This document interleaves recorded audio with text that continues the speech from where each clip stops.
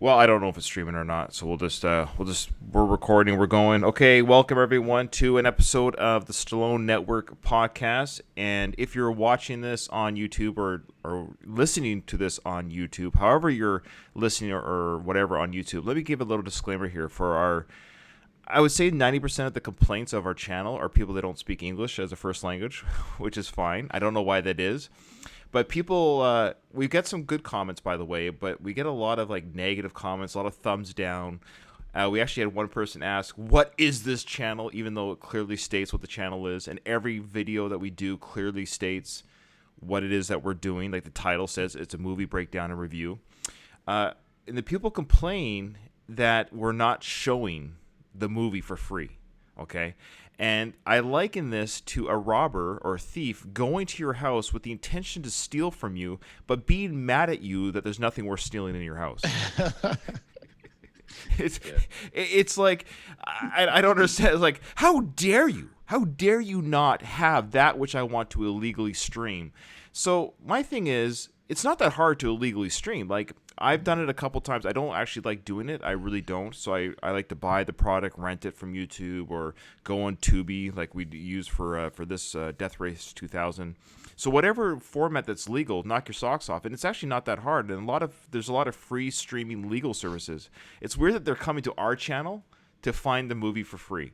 And then what I also find confusing is that when they find out it's a podcast that talks about movies, there's tens of thousands of podcasts that talks about movies. It blows people's minds. Like, I don't understand. 3 guys talking about a movie? Get out of here. That's insane. Well, anyway, maybe we're just particularly bad at it. Well, that's true. I didn't say we were good at this, but I'm just confused why people are confused. You know what, Ryan? That's always been my biggest thing I love about podcasting. When I first started listening to podcasts, and I realized that anything that I had just read or watched or listened to or eaten, I could Google and find a podcast where other people were talking about it. And that was really my first main, sort of draw to podcasting, and be like, wow, I just watched a shitty movie. Now let me see what these other people think about it. Mm-hmm. And, I also think one of the values of our podcast is it brings exposure to some Stallone movies that people might not have watched or might not have thought to watch, for whatever reason, and it brings attention to it, and it also sends a little bit of shekels to the creators of those movies if the person rents it or buys it or does whatever. But putting a spotlight on things is really cool, and that's one of my favorite aspects of podcasting, aside from the connections I make with people like you. Oh, thanks, man. Well, let's get into it. I just double checked. We are actually streaming live. It worked. So we're streaming live, for better, for worse. Yeah. And I will say that what I'm going to do as well is I'm going to do the professional edit still for our iTunes and our audio podcast listeners. Did you tweet it out or anything? No. Go ahead, guys. If you're able to, go ahead and tweet out the link. Let me find it. Yeah. I doubt anybody knows we're live right now. Well, I will say that we have 431 what do you call it? Subs. Yeah, like that's legit. Like people have, so there's enough subscribers on our channel that people have actually said, you know what? There is subscriptions. Yeah, so there's people that have. We're live. Yeah. So share this. So while Craig's sharing his, I'll talk. So I'm Ryan from Going the Distance, the Rocky Series podcast, and today I'm joined, of course, with Doug, and I'll get Doug and Craig to introduce themselves. But we collaborate together. I almost had that Vanilla Ice song in my head. Collaborate. And I'm really excited. Anyways, I will say that this Death Race 2000 has been Craig's Achilles heel for how long? I think since we started this. And we put it up to vote, and it won. Just so you know, it beat Fist barely, but it did win fair and square. But legitimately. It did legitimately beat Fist.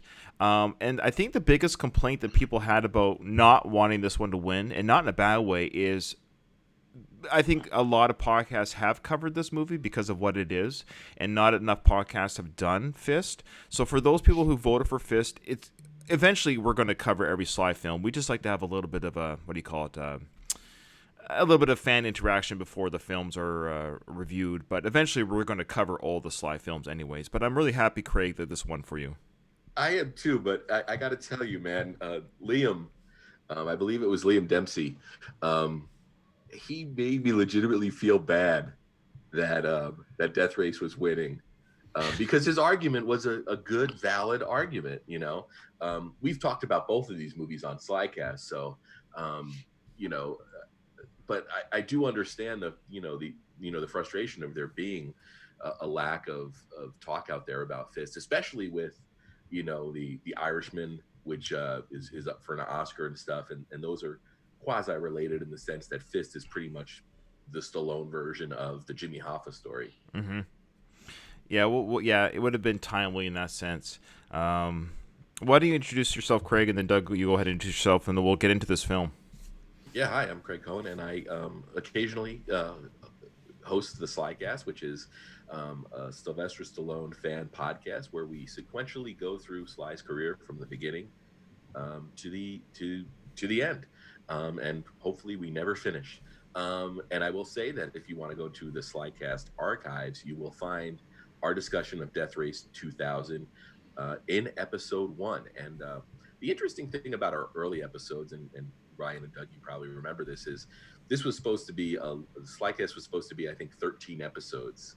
And it probably would have been better off if we had made it 13 episodes.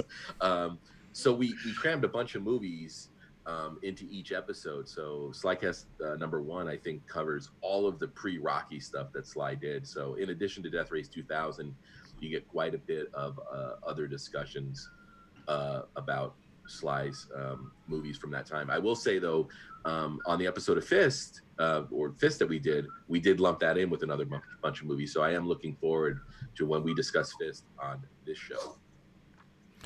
Fist actually was one of the rejected titles for Party of Kitty and Stud. Stop it. Jesus Christ.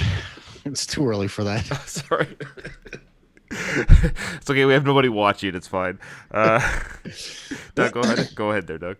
Yeah, I'm Doug Greenberg, one of the hosts of Rocky Minute, where we go through the Rocky movies and cover 1 minute of movie footage at a time. We're currently recording episodes for Rocky 3. We have about 38 recorded. I just got to do some editing work, and then I want to get a few more. It's time, Doug. Yeah, I know. I want to get a few more in the can before we start releasing. But it's, March, we're coming up on almost a year since our last episode of Rocky Minute release. That was the end of Rocky 2. So I know. What do you think you're on, Slycast? Yeah. I just picture Ryan, Doug having this, like, the Rocky 3 scene on the beach where he yells he's afraid. I'm afraid I'm going to run out of content. Well, that's the problem, isn't it? Like, if we eat so much into our bank of episodes, like, I'm a completist, and my OCD won't let me skip a week or a couple of weeks, to catch up. I have to really build up this bank, because I can't. I will go nuts if we run out of banked episodes. Yeah, well, that minute schedule is very, very aggressive in terms of you're putting out 4 or 5 episodes a week. Yeah, we do one every weekday. So I know 38 episodes in the can sounds like nothing, but you chew that up in no time. Yeah, I miss your show. I do. I feel like I'm going to have Creed done by the time you're done Rocky 4. Yeah, you might. You probably will, actually. But then we'll have Balboa now. But then we'll have your show, and our intention though is to go into the Rambo series after Rocky. So it's all good. There's going to be Stallone content for years to come.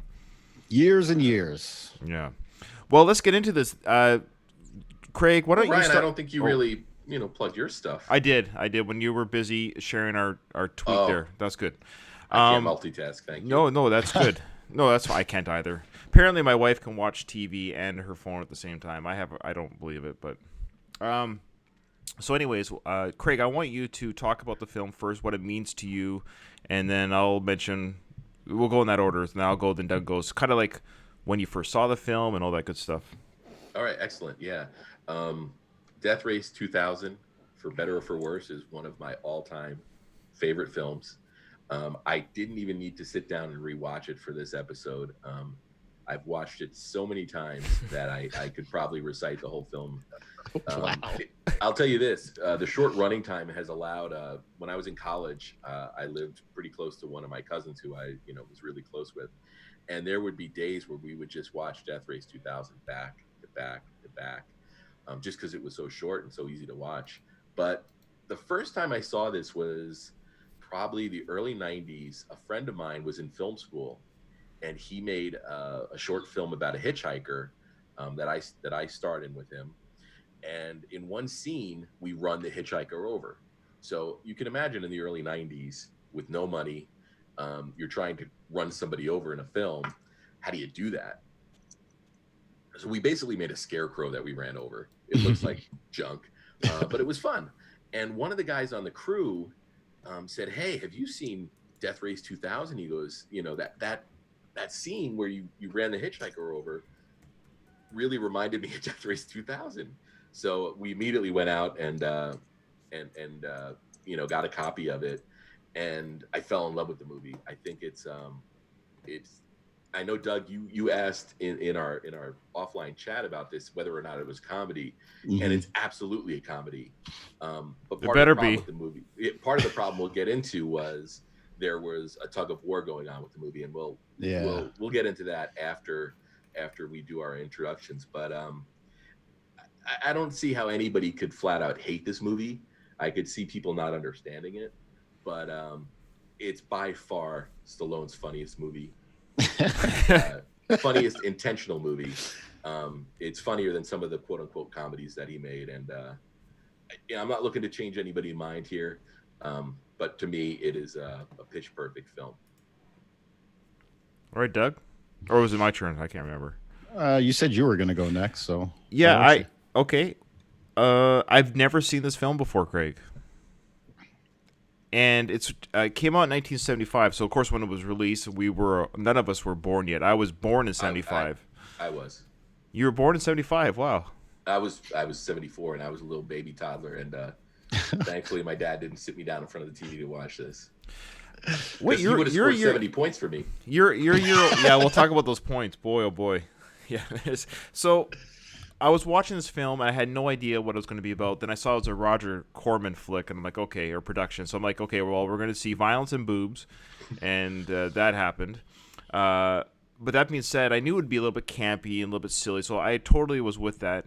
I have problems with the film, but also don't have problems with the film. But I did review it in my brain for this show with what it's supposed to be, if that makes sense. And so I at the end of the day, not to spoil anything, but I had fun watching it. But there are some things that drove me at the wall that I would love to talk about. Silliness. How much of it's supposed to be a comedy, I think should be talked about. But yeah, this is the first time I saw it was this week. I've never seen it before. Being a huge Stallone fan, I know I should have by now. But again, this was out before he was Stallone, before the world knew that he would be. This was a David Carradine film more than a Stallone film, of course. Mm-hmm. And because David Carradine already did the Kung Fu series. So he was already kind of a known name. So I almost kind of find it weird that he did this film in his stage of his career. Yeah. Now, the important question, Ryan, is, are you likely to watch this film again in the next 5 years? No. But if it was on, like, let's say I was at a buddy's house. I don't have any friends. No, just joking. Let's say local friends. But let's say I was, it was on TV and somebody said, "Oh, what is this?" And I'd be like, "Well, you should check this out." I would sit and watch it with somebody who's never seen it before. More than that, it'd be fun to watch other people's reactions to this movie. That's fair. I think I'm leaning more towards Craig's appreciation of it than Ryan's problems with it. I mean, if you're going for production value, it's pretty low. So the violent scenes, the blood splatters and stuff aren't what you would see in a film today. Which, I watched this movie understanding that this is 1975, a low budget, for all intents and purposes, a B movie. But I really enjoyed it. I wish, if I had a complaint, I wish that they would have really leaned more into the comedy, because they really could have done a lot with it. even though there was a few times I really like literally was laughing out loud. Good guys. So Laughing out loud watching. If we can get into it real quick, one thing about Roger Corman, everybody knows, his sole purpose was to make a profit on every movie that he made, and I believe Corman is one of the most profitable filmmakers in history. So that was his sole purpose: make movies cheap and make a profit.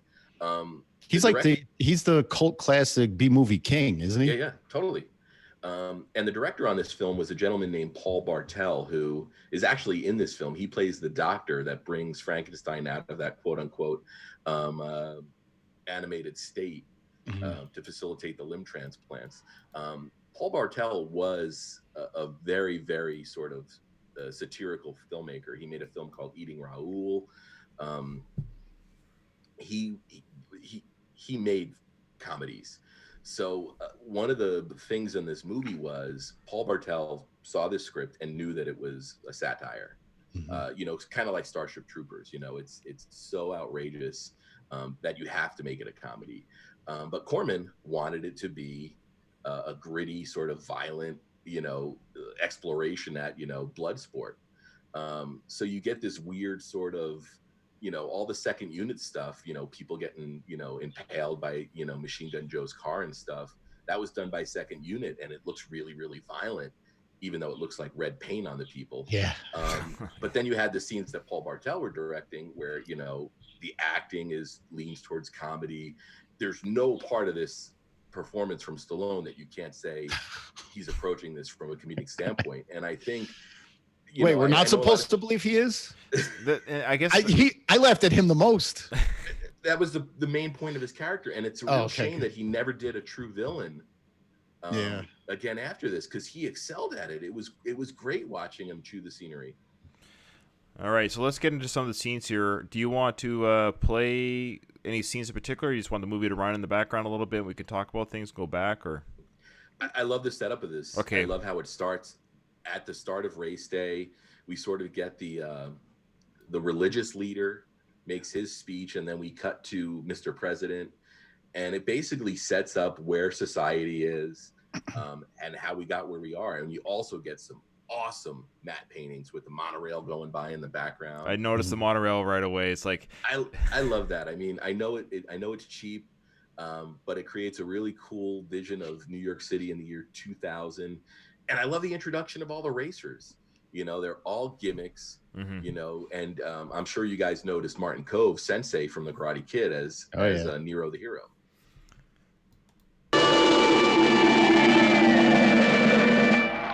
Oh, great American multitude and sports fans everywhere.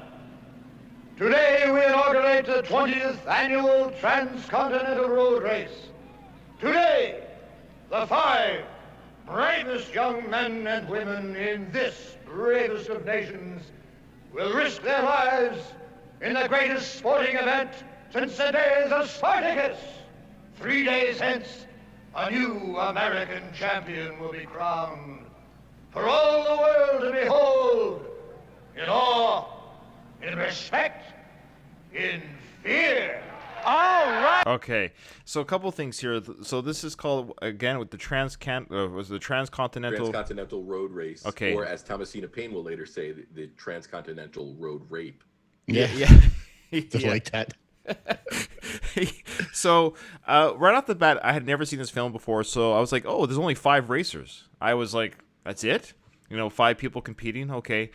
The other thing is this is the 20th annual. So this movie was made in 1975. And they expected the country to go to shit. 5 years? 4 to 5 years. Well, yeah, but now this is the year 2000, of course. So this race started annually in 1980. And apparently we're at war with the French. Yes, they destroyed our telephone system. Well, how do they mess up our telephone system? I don't get it. See, that's the other thing about this movie that is frustrating, Ryan, is there's points where, Frankenstein talks about how, of course he's supposed to have both his eyes replaced, his jaw replaced, limbs replaced. And obviously David Carradine is sort of just one of many Frankensteins. But there's even points in the movie where, like, Frankenstein references having a body part replaced, which didn't happen. So there are a lot of like screwy things like that. And the French are another part of it. Did the French really destroy the telephone system, or did the government destroy it and blame the French? I think that's more likely. The French are such an easy mark. Yeah, exactly, and that's what it seems like. But this movie sort of it always plays both sides. Like it forgets what it had done, what it had said 2 pages earlier. And by no means is that a critique of the film. I think it's kind of what makes the film endearing.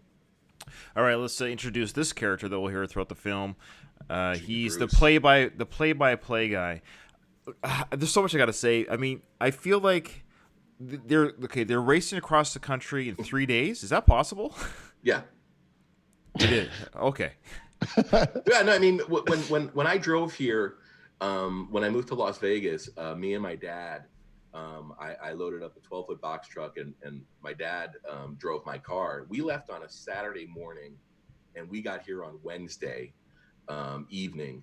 And by no means were we doing Frankenstein type speeds. Mm-hmm. The box truck had a regulator on it, so I don't think I could get past 65. We took pretty good pit stops. So yeah, there's no reason that with a good navigator, you couldn't do this in 3 days. Yeah, the roads here are completely empty too. Okay. So you can go as fast as you want. The other question I had was, they never drove at night. No, they partied at night. Yeah. Yeah, I love that. I love how, and I know it's just for filming's sake that they use the natural light because it costs money to have artificial light. So they use natural daylight to do all the filming. Yeah, well, I know you want to talk about Junior Bruce a little, but I also love the fact that as soon as they leave New York, they're in California. Well, and that's what I love Like you too see is those mountains and everyone who's messing up the race or falling the race. What's her name? Something Payne, Thomasina Payne, or Thomasina Payne. Yeah. Yeah, Thomasina Payne. Like, she was always ahead of the racers. I don't know how they're getting around so fast. Did you notice that? That airplane from the last act. Yeah. Oh my gosh. Okay. But this is the introduction here. Junior Bruce is one of many people that would pop up in, a lot of the Roger Corman films. It's Don Steele, radio DJ, also known as the real Don Steele. And like I said, he pops up in a lot of the Corman stuff. Paul Bartel, you'll see. Mary Warnoff, who plays Calamity Jane, would later turn up in Eating Raoul, but also another Roger Corman produced film that I love, Rock and Roll High School with the Ramones. Wow. Okay. They really didn't think that fashion was going to be much different in 2000 than it was in 1975, huh? Well, certainly they have a terrible dental plan. They do. Bruce, your buddy and mine. And I'll be giving you the blow-by-blow, play-by-play when the kings and queens of the open road roar onto the track. Do I hear the sound of engines? So what I love here is we're led to believe that somehow they have audio-visual access to the events throughout the film, that they're able then to give that play-by-play, but there's no indication how that technology is done. Did Drones. I miss that? Yeah, it's got to be drones. We didn't know it even the first time I watched this film. I didn't know it, but now, I see a countdown, by the way. Yeah, 10 minutes. But now, in the year 2020, we know there's drone technology, and we can just assume that they're drones that we don't see and you don't hear them. So that's one thing that they nailed here. They predicted drone technology. Okay, all right, but that was never mentioned in the film, correct? No. One of the greatest things you can do in science fiction is not try and explain the magic that you're. Right. Doesn't need to be mentioned. Yeah. But I love how the turnout for the beginning of the race, which they get to see the drivers for like 3 minutes and then they're gone. Yeah. What are these people watching on a Jumbotron? Well, there's no indication how they're watching anything. It's like, as far as the film events are concerned, they literally watch them leave and that's it. Mm-hmm. Okay. All right. For those who are actually watching live, there will be a little bit of breaks here and there while we switch our free trial Zoom over, but it shouldn't stop too much. Okay, here we go. I've got a stopwatch next to me. We'll do it in about 7 minutes. Okay, let's keep playing. It's coming Jane Kelly, queen of the road, at the wheel of that mean old ornery stud bull. Zany Janie, winner of this year's trials at Watkins Glen, placed second in 1998 and led in last year's second lap until she went out with gear trouble. Her fans and lovers everywhere wish Janie better luck this year. So her fans and lovers everywhere. Yeah. I love that. Like, there's just a strewn of lovers just smattered up, and they're all wishing her luck. So she, she has past lovers, but they still wish her luck, Including Matilda's navigator, Herman. Right. That's right. I will say here that a couple of years ago I got to meet Mary Warnoff, who plays Calamity Jane, and lovely woman. Got my picture with her, and I also got a signed Calamity Jane picture that I'll try and dig up and send over to you guys. Wonderful woman. She was really, really pleasant and really generous with her time. Nice. I wonder if she gets a whole lot of Calamity Jane shout outs these days. She had Calamity Jane pictures for sale at her table, so okay. I think people do ask for that. My fans can wish me all the luck they want. My luck with my lovers gets any better, I'll miss the race completely. Isn't that right, Pete? At the start of the race, only a heartthrob away, this is Grace Pander on the spot, as usual, to welcome the greatest racer of all time and a very dear friend of mine. Yes, in just a moment, he will be coming through the doors. So can we talk about Grace Pander real quick, Ryan? Yeah, please. Great, spot on, phony, just BS character. I loved it because people like this exist, and they nailed it with this movie. Great character, and Joyce Jameson, the actress, just really nailed it. She's just such a ridiculous character. What's this guy wearing? Why does he have a jetpack TV camera? I don't. No, that's the transmitter. So he's transmitting from the backpack to the broadcast studio. Okay. It's wireless transmission, maybe a Bluetooth or Wi-Fi. It's obviously what TV cameras look like in 2000. Yeah. Well, we're about to see Frankenstein come through the doors. Not really. Yeah. we get his POV for a while before we actually see him. Was it supposed to be a S&M sex suit looking thing that he's wearing? Is that what we're supposed to think it is? Or a pseudo like Darth Vader kind of helmet? Well, this is pre-Star Wars, wasn't it? Yeah. Yeah, it was. Yeah. You're there right. You go. This George Lucas got the idea of Darth Vader from this guy. Oh yeah, he's not standing up here. That's right. Yeah. There is no cause for alarm. The patient has been flown in from abroad in a state of suspended animation in order to facilitate the healing of his recent limb transplants. He should be coming around any moment now.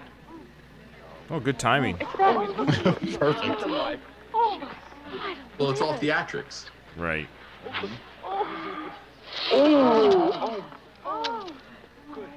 Frankenstein, can you give me an exclusive? How are things abroad? How is Mr. President? Is he still in Moscow? This guy. The Howard Cosell guy. How is Mr. President? Is he still in Moscow? Boy, how little has changed. Very on the nose, this movie.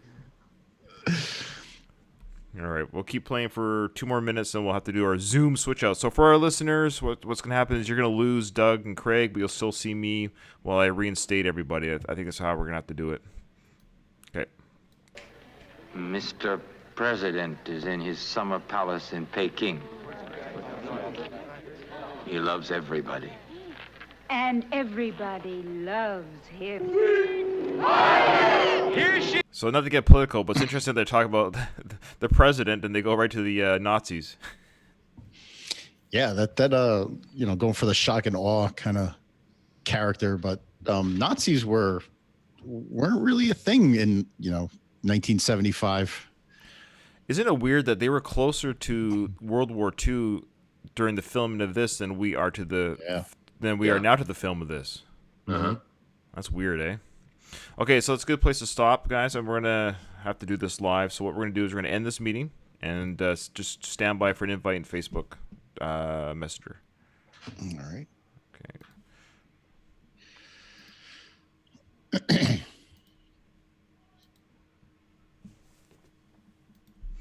All right, so we're just setting up a new meeting. Here we go. Should be invite, copy.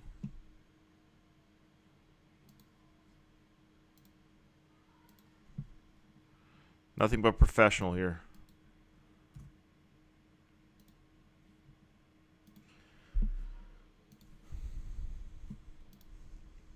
Keep things free.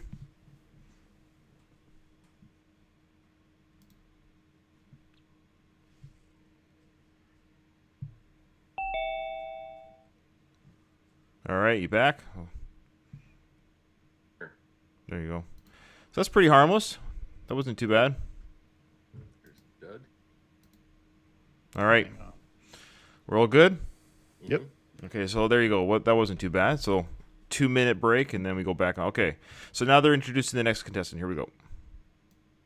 He is that adorable swastika sweetheart, Matilda the Hun from Milwaukee, and her lovable Nazi navigator, Herman the German Fox.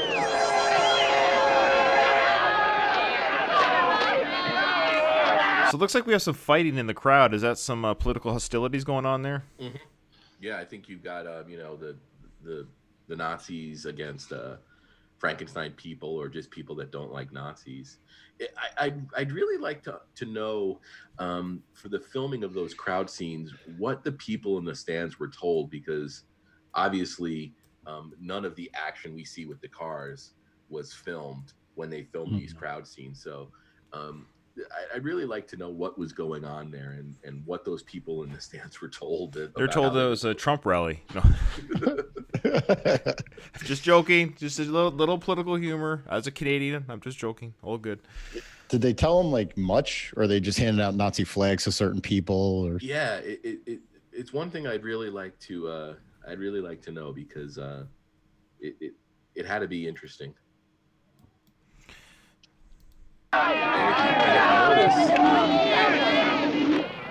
Matilda, Herman, do you think this is your turn to be first and foremost in sunny California? Today, California. Tomorrow, the world. Hiya, Herman. I hope your buzz bomb has a little more juice in its warhead this year. Okay, man. so Herman they said couldn't tomorrow. get it done. No, yeah. So yeah, they said tomorrow, California, and then after that, the world. Well, they have 3 days of California, so they're getting a little ahead of themselves. Well, that's kind of a Nazi thing, right? today Poland, tomorrow the world. Oh yeah, that's right. Yeah. And if you notice, Herman the German is Gopher from the Love Boat, and also would later be a congressman from, I believe, Iowa. Jesus. And here he is playing a Nazi. Yeah. It's a good thing his name was Herman, because if his name was It rhymes with German. It rhymes with German. It's very convenient. Well, and that's, again, you can get to this this movie where they're all characters. So maybe his name wasn't Herman. No, they just named him Herman the German. Obviously.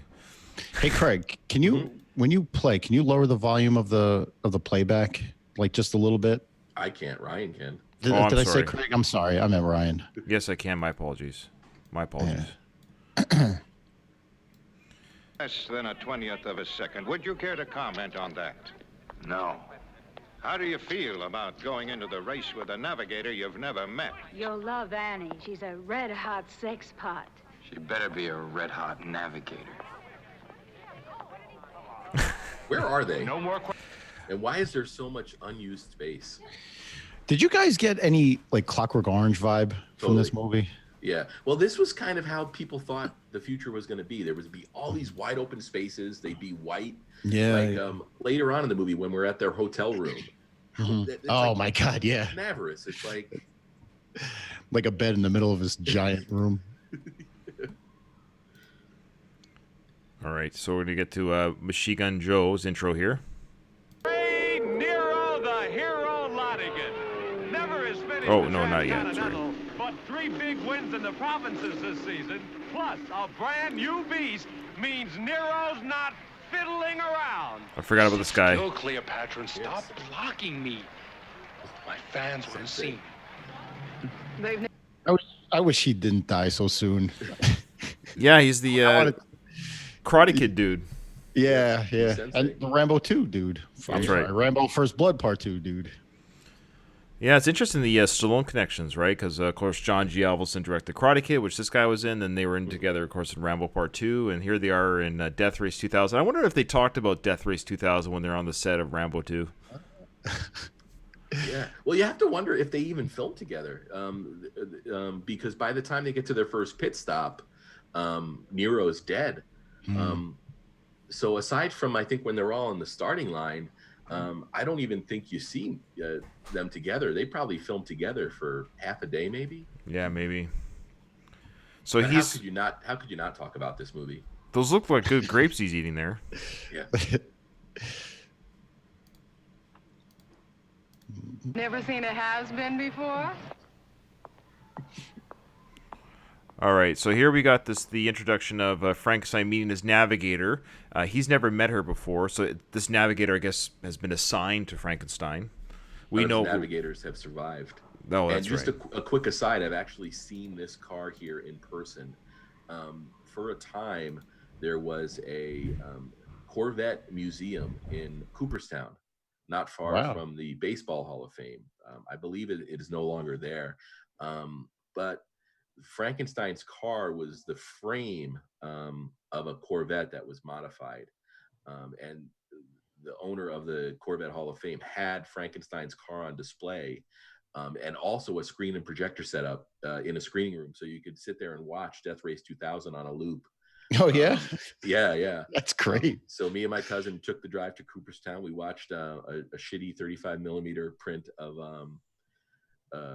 or 16 millimeter print of Death Race 2000, and then took pictures with the car. Unfortunately, it was the pre-digital camera days, so I have no idea where those pictures are. And my cousin actually jumped in the car, which you weren't supposed to do, and sat in Frankenstein's seat. Nice. That's awesome. Good story. Check out Frankenstein's face here. What I love is, of course, as a first-time viewer, we thought, we were led to believe that this is his face, that he's all messed up. And I love how he's going for the full act here, where he's doing the mouth breathing. My jaw's been dislocated or sewn back on. So we know that he isn't like this later in the film, but he's doing it right here with his navigator. He's really pulling out all the stops here for being disfigured. But what I also love is when they pull off the mask, like we know that that's a makeup job under the mask, but when he pulls off the mask, that makeup part comes with the mask type thing. Right. Yeah, it's like part of the mask. Detail around the eyes, they line right up perfectly when you put the mask back on. Exactly. Like, and it's like when Batman wears his cowl, he's got the black paint that somehow gets removed, every time he takes off his cowl. Annie Smith. Mr. Frankenstein. She's pretty, by the way. Yeah, very. I checked out the car and everything seems perfect. I have the route maps right here. I will check them in a minute. We will roll when everything seems perfect to me. I've packed some high-protein capsules and as many adrenaline tablets as I could find. And I've also assembled a medical kit, just in case. I'm trained as a nurse. I don't need a nurse. I need a navigator. Mr. Frankenstein, you're very good at what you do, and I'm very good at what I do. We'll see. I like his broody, this attitude he's putting on. Yeah. We're supposed to believe that he means business. Yeah, we'll see. So David Carradine, right away you recognize his voice. In fact, I didn't know anything about this film, so I knew he was in it, so I didn't know he was playing Frankenstein. So when I heard the voice, like, oh, that's him under the mask? He's going to be under this thing the whole movie? That's weird, because he's a big-time movie star, or, at least TV star at the time. So a lot of cool little reveals that I was surprised about throughout this film. And this is a complaint that I did have, and we kind of touched on it, was I was confused if I should find this a gritty film or a comedy, and it was hard for me to quote unquote navigate my viewing experience to like, do I invest into the comedy silliness or do I watch something that could be a little bit? I kind of wish it was. I don't mind the jokes and stuff.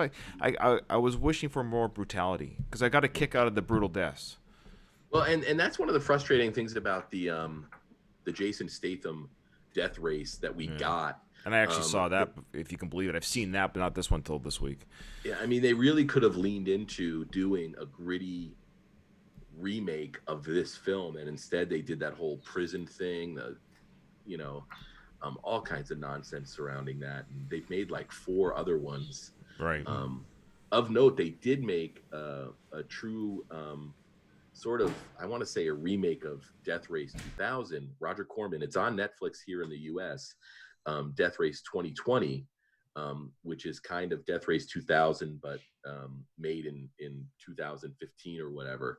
And it's nowhere near as good as this movie, but it has a lot more in common with Death Race 2000 than it does the Death Race, the Paul W.S. Anderson, Jason Statham movie that we got. Yeah, I was wondering about what that connection was. Okay. And there's only one person who guns an engine like that. It's gotta be the roughest, tough guy of them all, Machine Gun Joe Viterbo. Oh, I just got the Viterbo now. Here he comes, Machine Gun Joe, loved by Turbo. thousands, hated by millions. Only living previous winner except for Frankenstein, highest lifetime score after Frankenstein, and he's certainly getting the welcome he deserves. Joe doesn't look too happy, but you just can't keep those Frankenstein fans down. Lousy sons of bitches. Frankenstein? Catchphrase. You want Frankenstein? I'll give you Frankenstein. Okay, so it was this moment where, so this, of course, is the big introduction for Machine Gun Joe, which is Sylvester Stallone's character in this film. This is where I thought, okay, it's not as going to be as brutal. I thought this movie was going to be more brutal and dark, and I was kind of hoping that we would see him laying out the crowd with his machine gun, like a really. And I know that sounds terrible, but it's still kind of in a 1975 maybe way, but just to show how brutal Machine Gun Joe is. So I don't know who he's shooting at. Is he shooting at? Are there blanks in his weapon? Are we led to believe there is casualties?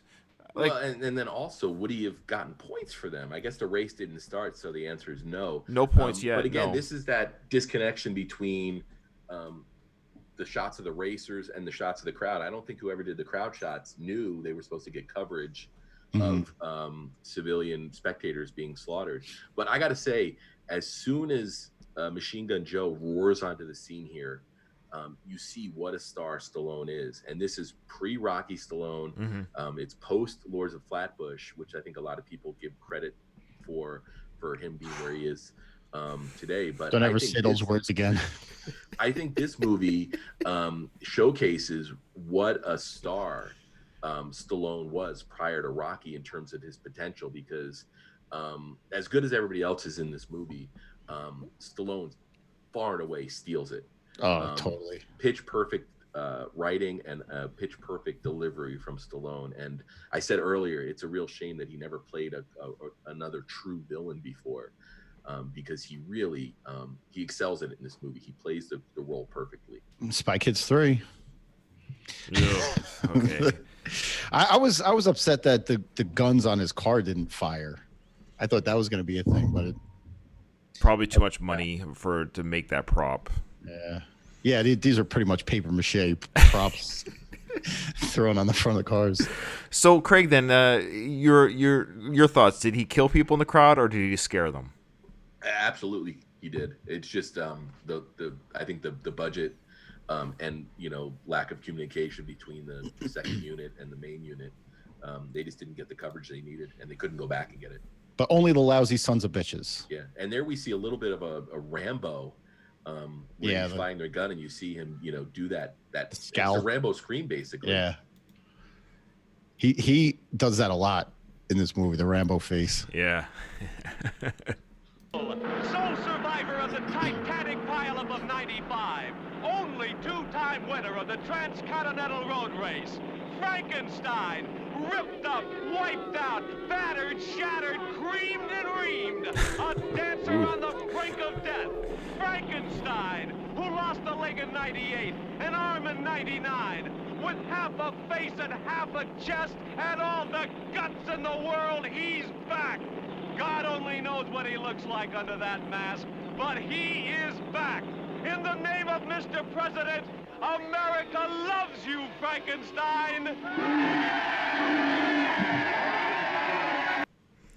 Arguably the least impressive car out of the five.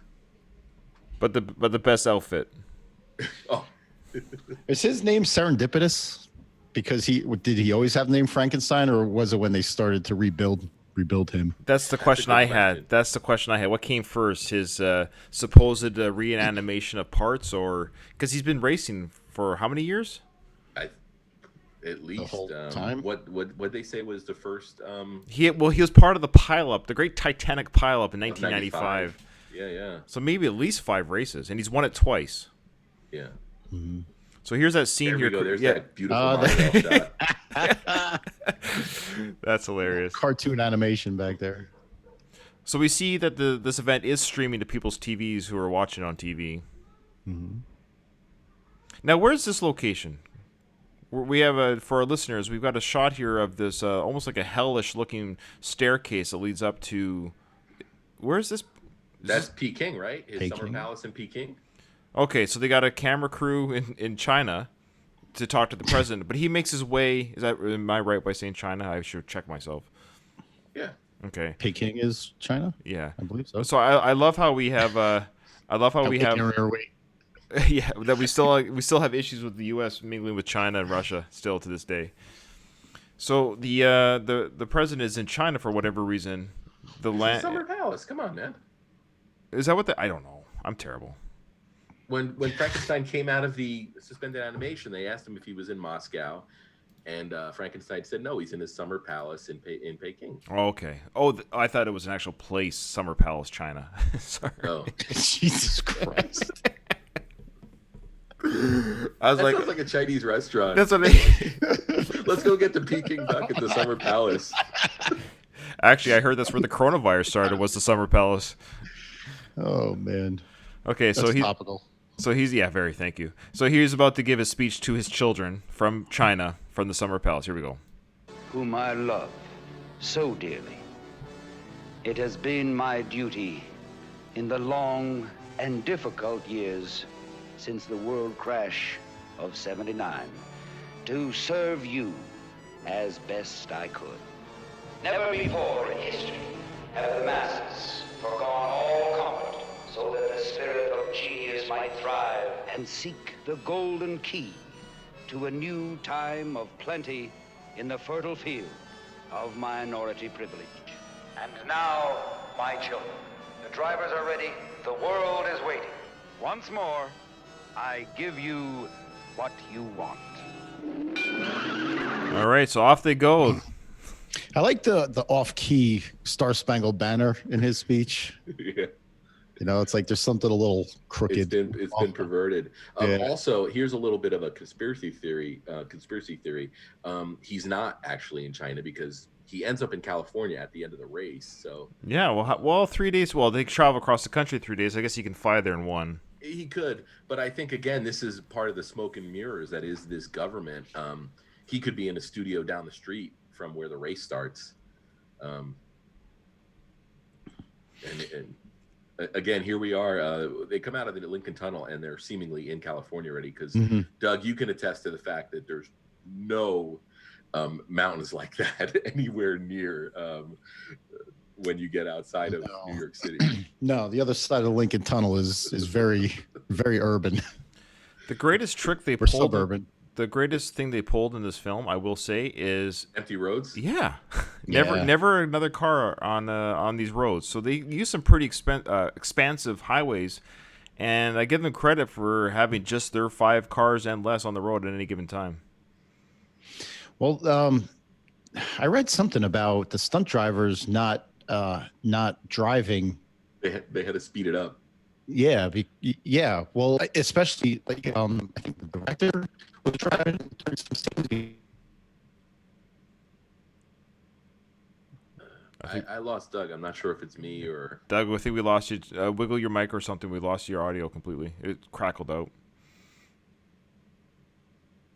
Yeah, might Doug? be his headphones. No, nothing heard, Doug. Might be yeah. He's gonna switch mics. We'll just keep going there, Craig, until he comes back on. Yeah, I don't know what Doug was alluding to, but yeah, I do know that they shot a lot of this. The stunt drivers were uncomfortable driving at high speeds. Well, yeah, you can totally tell it's that almost like the 1960s Batman television, speed up the camera, they ramped it up. right, to make them look like they're driving fast. It totally works with this movie, though. Right. One thing I'm confused about is how did they decide what is a faster route? That's the navigator's job. But so the navigator had two jobs. They had to find the best route to California, but also the route that would give them the most scoring opportunities. Right. Can you guys hear me? Yep. Yeah, there you are, Doug. All right. So you were saying? What I read was that the director was driving in some of these scenes because they didn't get the proper permits to use the roads. So, so legally the stunt drivers couldn't. That's awesome. Yeah, I mean, but that's that again, kind of the guerrilla filmmaking type of stuff that we got in Rocky. Yeah. No permits. You kind of just jump out, film a scene, and jump back in the van and take off. Yeah. So now we've got the inside of the Rebels. Is that what they're called? The Rebels? The Resistance? Resistance. And Thomasina Payne and Sergeant Fury. Thomasina Payne. It's like her parents wanted a son. Right? So isn't she supposed to be a descendant of Thomas Paine, like the Patriot? I think that was what they were going for, whether or not she's actually related. But yeah, there's no real, deep kind of stuff going on here. It's all pretty much out in the open, really on the nose. We can't expect Ryan to know too much about American history.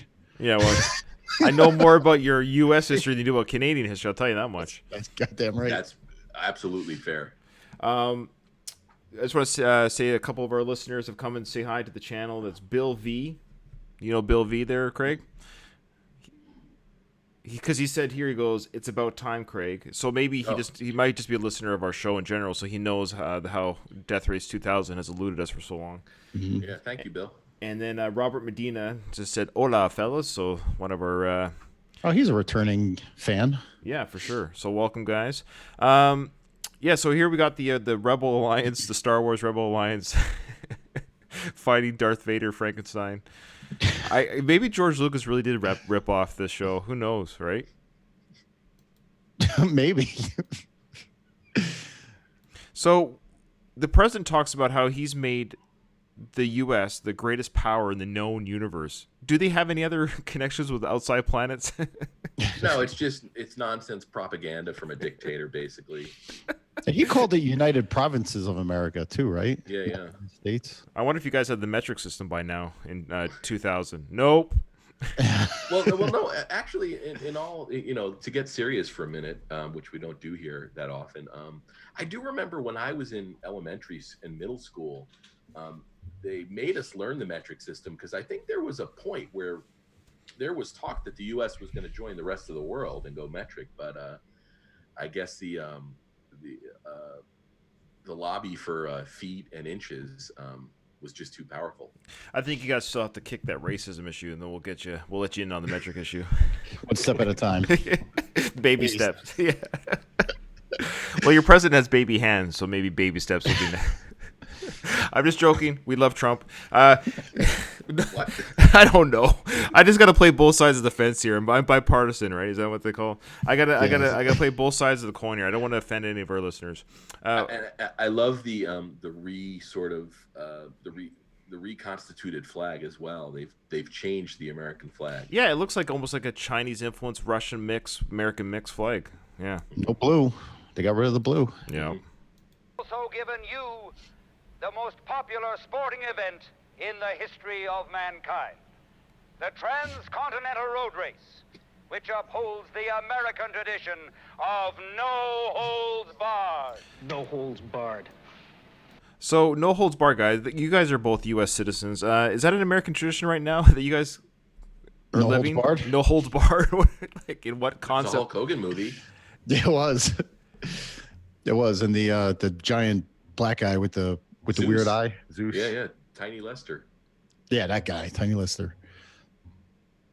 So they're talking here about. We want to get the background on the rebels and what their mission is there, Craig, for our listeners.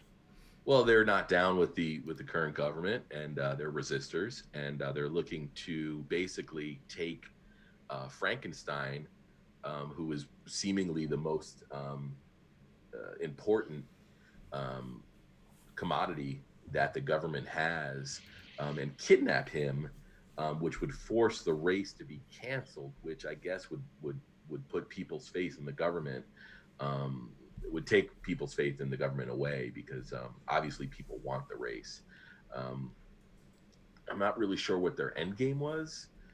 Well, it's kind of confusing. So for those who don't know the movie at all, maybe Annie Smith is the granddaughter of the leader of the resistance, Thomasina Paine, and she is, of course, the navigator for Frankenstein. And we just find out that she's there to mess things up on her end as a kind of a spy or infiltrator to mess up Frankenstein's chances of winning or maybe even killing him. I don't understand why they just try killing the president. Well, you'd have to get on a plane to China. Well, they know that he's going to be at the race. He said he's going to be at the finish line. That's a known fact that the president is there all the time to greet the winner. Yeah, I think disrupting the race, though, there's a symbolic gesture there, because the race sort of it seems to represent the new America, and I think stopping the race after 20 years is really like I said, there's some symbolism there. Okay. And Annie Smith's in the car now, because they just mentioned that it all hinges on the granddaughter. Oh, what's that sound? Did you hear that? Something. Can you hear me? Yep. Yeah. All right. I think my mic crapped out again. We hear you though. You sound okay there too, Doug. However you did it there. Right. So she just asks Frankenstein, "Do you ever take off the mask?" So again, another influence to the Mandalorian, Star Wars world. Never taken off the mask. I do like how Frankenstein tests her here, where he has her make an adjustment to the car while they're driving, and he calls her an amateur. It illustrates the fact that I don't know if Frankenstein is somehow aware that she's not who she's supposed to be, but I think it's kind of cool how he tests her here, and she seemingly passes. It does seem odd that they would accept a navigator that they didn't choose themselves. They can just assign a random navigator to them, and they'd be okay with that. Yeah, well, I mean, there's so much prequel potential in this movie. We could have gotten Solo, or Annie, a death race story, where we see how she infiltrated the race, and maybe it took years to work her way up to be Frankenstein's navigator. Sadly, we never saw that. I'm kidding, of course. But are you? I also got the takeaway that the navigators are pretty expendable, for lack of a better word. But it seems like navigators aren't expected to survive races, and they're not treated with very much regard. Well, we're about to get the big reveal here. So I love how I'm surprised he got the mask off right away with her. So I guess in some way he's testing her and trusting her at the same time to expose that he is not the mangled human that the public is led to believe that he is. That he's actually not those things. Yeah. Well, he's aware that his goal is to finish the race, shake hands with the president, and basically kill himself and the president. So I think he needs to get Annie on board with what he's planning to do, because as far as he knows, Annie is as straight as they come, and isn't aware that she's part of the resistance. So he's kind of got to make sure that he gets her in line with what he's going to do. Not gonna lie, he doesn't look much better without the mask on. No. And this, we're kind of left in the dark, really, as to why he wears like the prosthetic burnt face. If he's not the first or the last Frankenstein. Yeah, we get that later though. Right now, like, aren't we still a little confused as to why he puts on this charade? As far as we know, he's he has a fake leg, a fake arm, half his face missing, his cranium, his nose. I want that water bottle too, with a giant straw, steel straw. Well, he did mention, is also very timely. He did mention just before she demasked him, like, you're doing this at your own risk. It's your responsibility to see me for who I am. So take it or leave it. So we find out that he's just a guy. He's not all mangled up. He hasn't had any replacement surgery. He himself is a charade to the public. Not just another pretty face. Yeah, that's for sure. Oh boy, another 10 minutes. Okay, boy. Goodness, did we go 40 minutes already? Well, half an hour, I guess. Yeah. Oh wow, yeah. Oh. Okay, so we're not going to upgrade. Sorry, it's not worth $50 a month or whatever it is. Jesus. Yeah. All right, so let's hear the conversation that Stallone has with his navigator. What'd you expect? Another pretty face?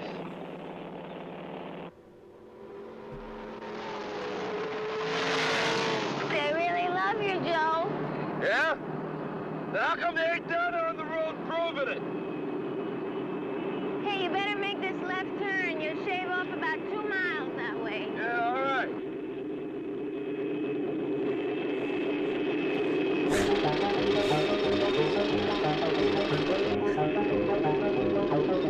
The music. Yeah. So our listeners know what's going on. So they're driving down the road. They're on a race, and we have people who are, even though it's the annual transcontinental road rape, their people are still working. These poor souls. You got a job to do. They're doing road repairs or whatever, and of course, the construction crew sees, Machine Gun Joe coming down the road, but nobody says the poor jackhammer dude. There's no loyalty. I will say this, Ryan, that I think these workers took a calculated risk because it's clear that the transcontinental road race is a national holiday, right? So these guys are probably working on double time. It's worth the risk. Yeah. Well, what I love is the moment this guy is killed, like, we cut right away to what's his name again? The Junior Bruce. Junior Bruce, and he's got so they've got this like live action, like gory killings, like right away, and there you go, folks. Well, listen to this. So the guy gets killed. He gets basically skewered down the groin. It's a great kill. It's. All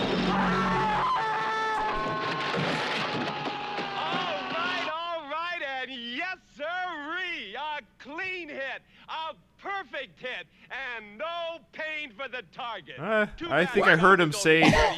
Just 2 years older, he'd have been worth 3 times the points. Okay, here's the point system. Here we go. For the second year in a row, Machine Gun Joe has splattered the scoreboard first. How'd you like that, huh? Get off of that one, Myra, baby. Okay, not yet. They'll talk about the scoring thing later. We'll talk about that breakdown. Yeah. I love Myra, by the way. She's really, really fun actress, and she's great as Myra. Luisa Moritz, who actually, she died last year, if I remember correctly. I remember reading it at the time, and I believe it was breast cancer. I do like how Annie Smith is fixing this. Her positioning on top of the car is. Maybe Frankenstein had an ulterior motive there. I think so. Yeah, he's looking in the rearview mirror right now. Keep your eyes on the road, bud. Look, see, he's looking. He knows what he's looking at. He's smiling. Well, she's an attractive young lady, so I don't blame Mr. Carradine there. Or sorry, Frankenstein. I'm a little bit upset with our Tubi. Oh man, I was very upset. We'll get to that. So there's a part that comes up where they pit stop and they're getting massages, and they're all of course, for typical massage, they're not wearing anything, and it was pixelated. And at first I thought it was pixelated because it was on national television for the show, like for the broadcast of, even though they're showing violence on the TVs. I thought, oh, maybe they're pixelating the pit stop for the viewers, but I was like, no, they're not. I'm being pixelated.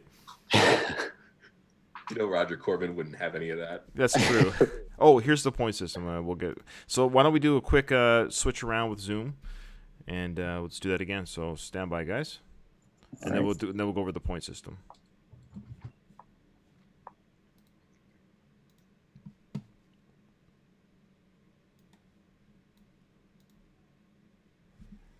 All right.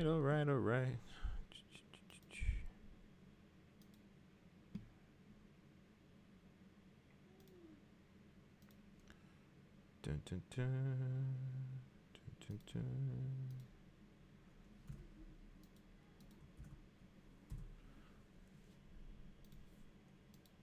Getting good at this.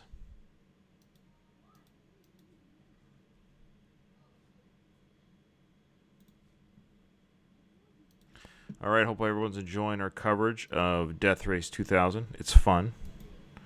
Just stand by while we're re-going here. Doug, can you hear me? Yeah, good. We're just waiting for Craig. I got a hard out time at 3:00, by the way. That's okay. That's fine. Yeah. We can pick it up. We're still going. Well, if you do have to bow out, we won't. Me and Craig can just finish it off. Worst case scenario. Well, I'm pretty sure once we get past a couple of more key scenes, this movie should fly right by. Okay, I just sorry guys, one sec. Just trying to find. I don't know what the hell's going on with my microphone. You guys, can you still see it or no? No, I'm seeing you. I don't see your screen. Okay, yeah, that's fine. Right here. Okay, there we go. Okay. So let's we'll have the point system play out for the audience and for our listeners and watchers, because it explains it pretty straightforward. I love how casual this guy is.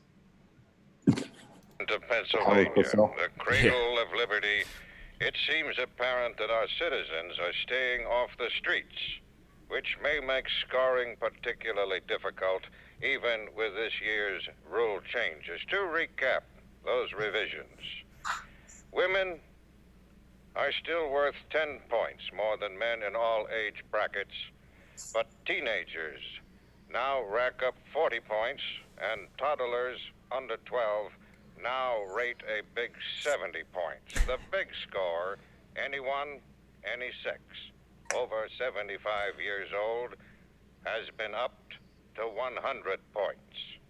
As always, how fast you move determines how long you live. Now these rule changes are key, because look at what they're doing. They're highlighting the children under 12 and people over 75. Toddlers under 12. Toddlers. Yeah, toddlers. So the reason to get rid of the toddlers under 12 would be to thin potential resistance in the future. The less young people, the less potential for people that are gonna, resist. And then the older people over 75, you're looking to get people that are a burden. So it's actually pretty calculated that they went with those rule changes. You're getting rid of two key demographics. No, that's actually thank you for. I was wondering about that. I mean, that kind of makes sense now. There you go. A little bit of thought into the point system. We just saw the kill. Calamity Jane killed. Tommy Shaw. Yeah, who did he kill? Well, it looked like Tommy Shaw. Yeah, he's got a kick out of it. So this guy, was he a Calamity Jane fan? So he dressed up as a Toro dude and like what's? I think he was just showed up to bullfight whoever. He was a cocky guy who thought he could mess with the driver. Well, he was clearly targeting Calamity Jane because her car is called the Bull. So this gets to a point that Ryan made earlier. How do these people get ahead of these? Like, how did the Matador know what route Jane was going to take? So we just heard the point system, and now we've got the scene here of Frankenstein. These I guess macabre fans of the show, or they put out on the street where they know the racers are going to go through a whole bunch of old people. So we know the point system is we've got about 5, 6, 7, 10 old people in the middle of the road that the nursing staff have put on just to get rid. Day. We're sick of giving you the pills, Mr. Johnson. You're going out in the street. Well, again, these are people that are a drain on society. So it seems like an easy way. Is real life that much different, though? Well, that's the political commentary, I guess. Yeah. Are the old people not a burden to us? I'm just kidding. It's so pathetic. I love these old people. They're ready. They're accepting it though. Look at this guy smiling away. Again, I'm sure these people had no idea what they were filming. but this is when I really started laughing the first time. Yeah. So said Frankenstein though, what he does is he shows kind of like a weird act of, I don't say mercy or for the viewing audience. What he's done is he actually has detoured around the old people and ends up running over the staff that put the old people on the road, thus giving him less points, but a fun little view. And the people are flying around. So it shows you a bit of a commentary that, or not commentary, but it shows us his character that, okay, he's not that ruthless. There's something going on with this guy that he'd rather kill the people that put the people out there than the people that are out there. And I love the fake little laugh the one broadcaster gives about Frankenstein's sense of humor, and then he does like the ha-ha. Is that coming up here? Yeah. Okay. 9 scores at last. But what kind of a score, boys and girls? Just 110 points out of a possible big 700. What do you think about that, Gracie? Well, those doctors, dear friends of mine, have been pretty smug all these years, setting up the old folks. Frankenstein must have decided it was their turn. Which only goes to show that even the fearsome Frankenstein has a 100% red-blooded American sense of humor. I didn't catch that. Yes. Okay, so even the commentators were like, I like how they worked with it, like it wasn't what they expected, but they still gave a commentary on that weird, why did Frankenstein not get the points instead of, the 700 points, but he only knocked up 120. So it should be noted, they didn't reveal this till near the end of the film, that you can get first place, but if somebody gets second with more points, so the points do matter. Mm-hmm. It's a weighted system, right? So what I'm getting at is, could you just like go around the country for 2 years killing people? Well, it's when the race ends, right? But when does the race end? I think when the first person crosses the finish line, all scoring opportunities are done, right? No. Although, doesn't Frankenstein get points for killing the president? Did he at the end? I don't think he got points for that. Did he? Hold on, I'm enjoying the view right now. Oh, sorry. Yeah. No, please carry on. So, of course, we're led to believe here that Neo and his Nero, they're gonna run over this family of kids and stuff. I do like when he tells her she'll be out on her asp. Asp? Yeah. Is that a snake joke? Yes. But what I love here is this is the Resistance setting up a trap for Nero and his navigator. Pretty stupid. And but what I love is that he's dressed up as a mother or a female taking care of children on a picnic, and there's no reason that he has to wear makeup.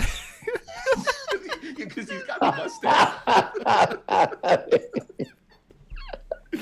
Like, is that necessary? Is that part of the disguise? Like, Nero would not have been. He's like, hey, that's just a really unattractive woman with a mustache because she's wearing makeup.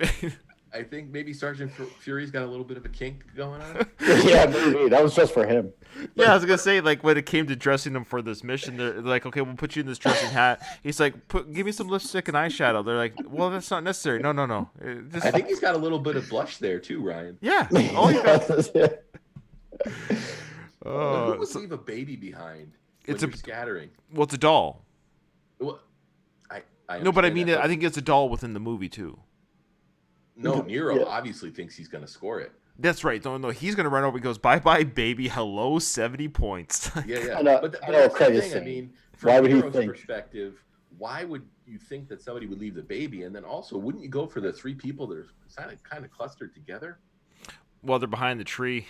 But, yeah, I know what you're saying. We're trying to make too much sense of this. So that's a pretty good kill. So the baby's good looking hamburgers too. Yeah. So now the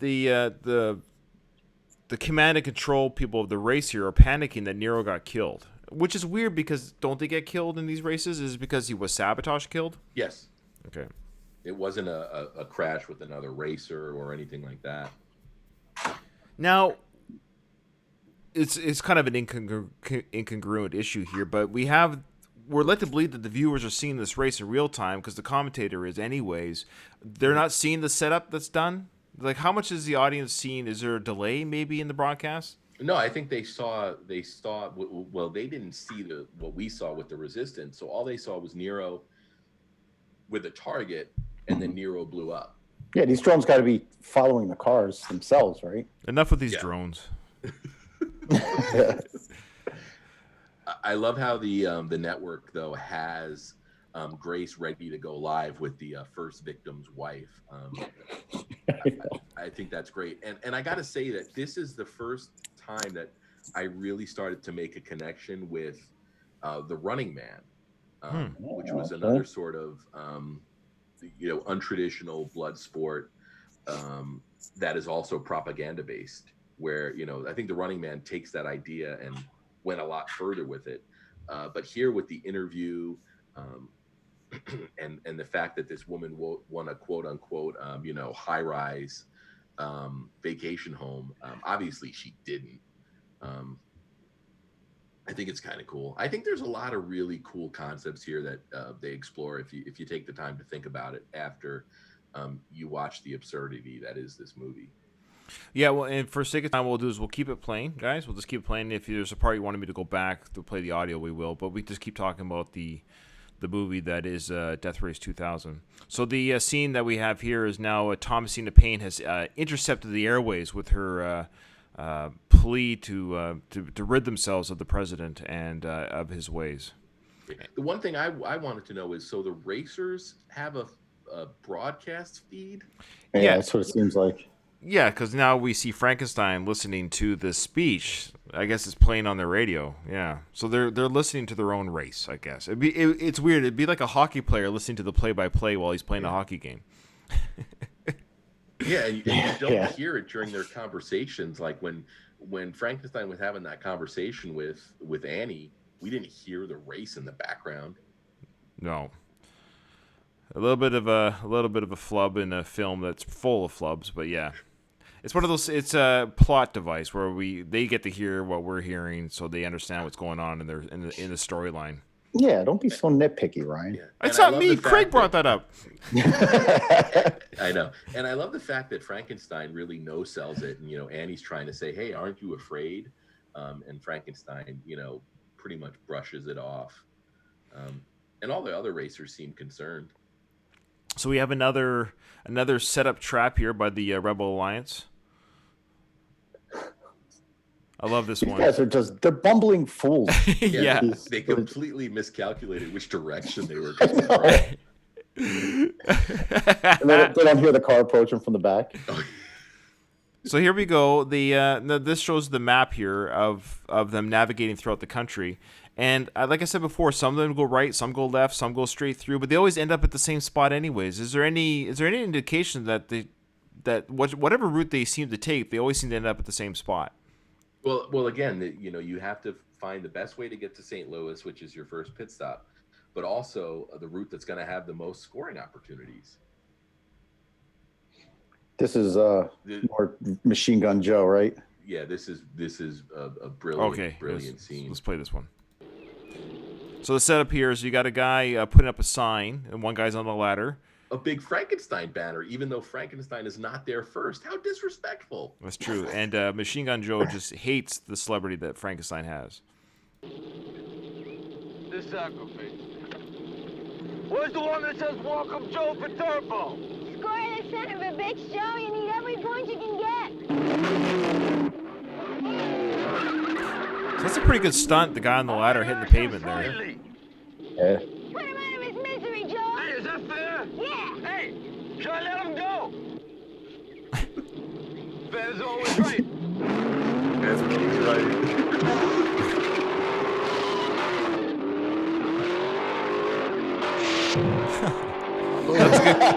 That's a good kill. He runs over his head. It's gratuitous. Yeah, it is. It's silliness, but it's fun. So this is their first pit stop here, I guess. They got their navigators cleaning the cars. Or who's cleaning the cars? I guess it's just some pit crew people. Pit crews. And I love how they flew in Nero the Hero's wreckage. Yeah, it's a nice little... Nobody's shining it. And the floor mat's there, right? So here we have their first pit stop. They're all being massaged by somebody of the opposite sex is massaging them while they're nude on the table. And the camera crew comes in. I love how the camera crew comes in and interviews them one by one here.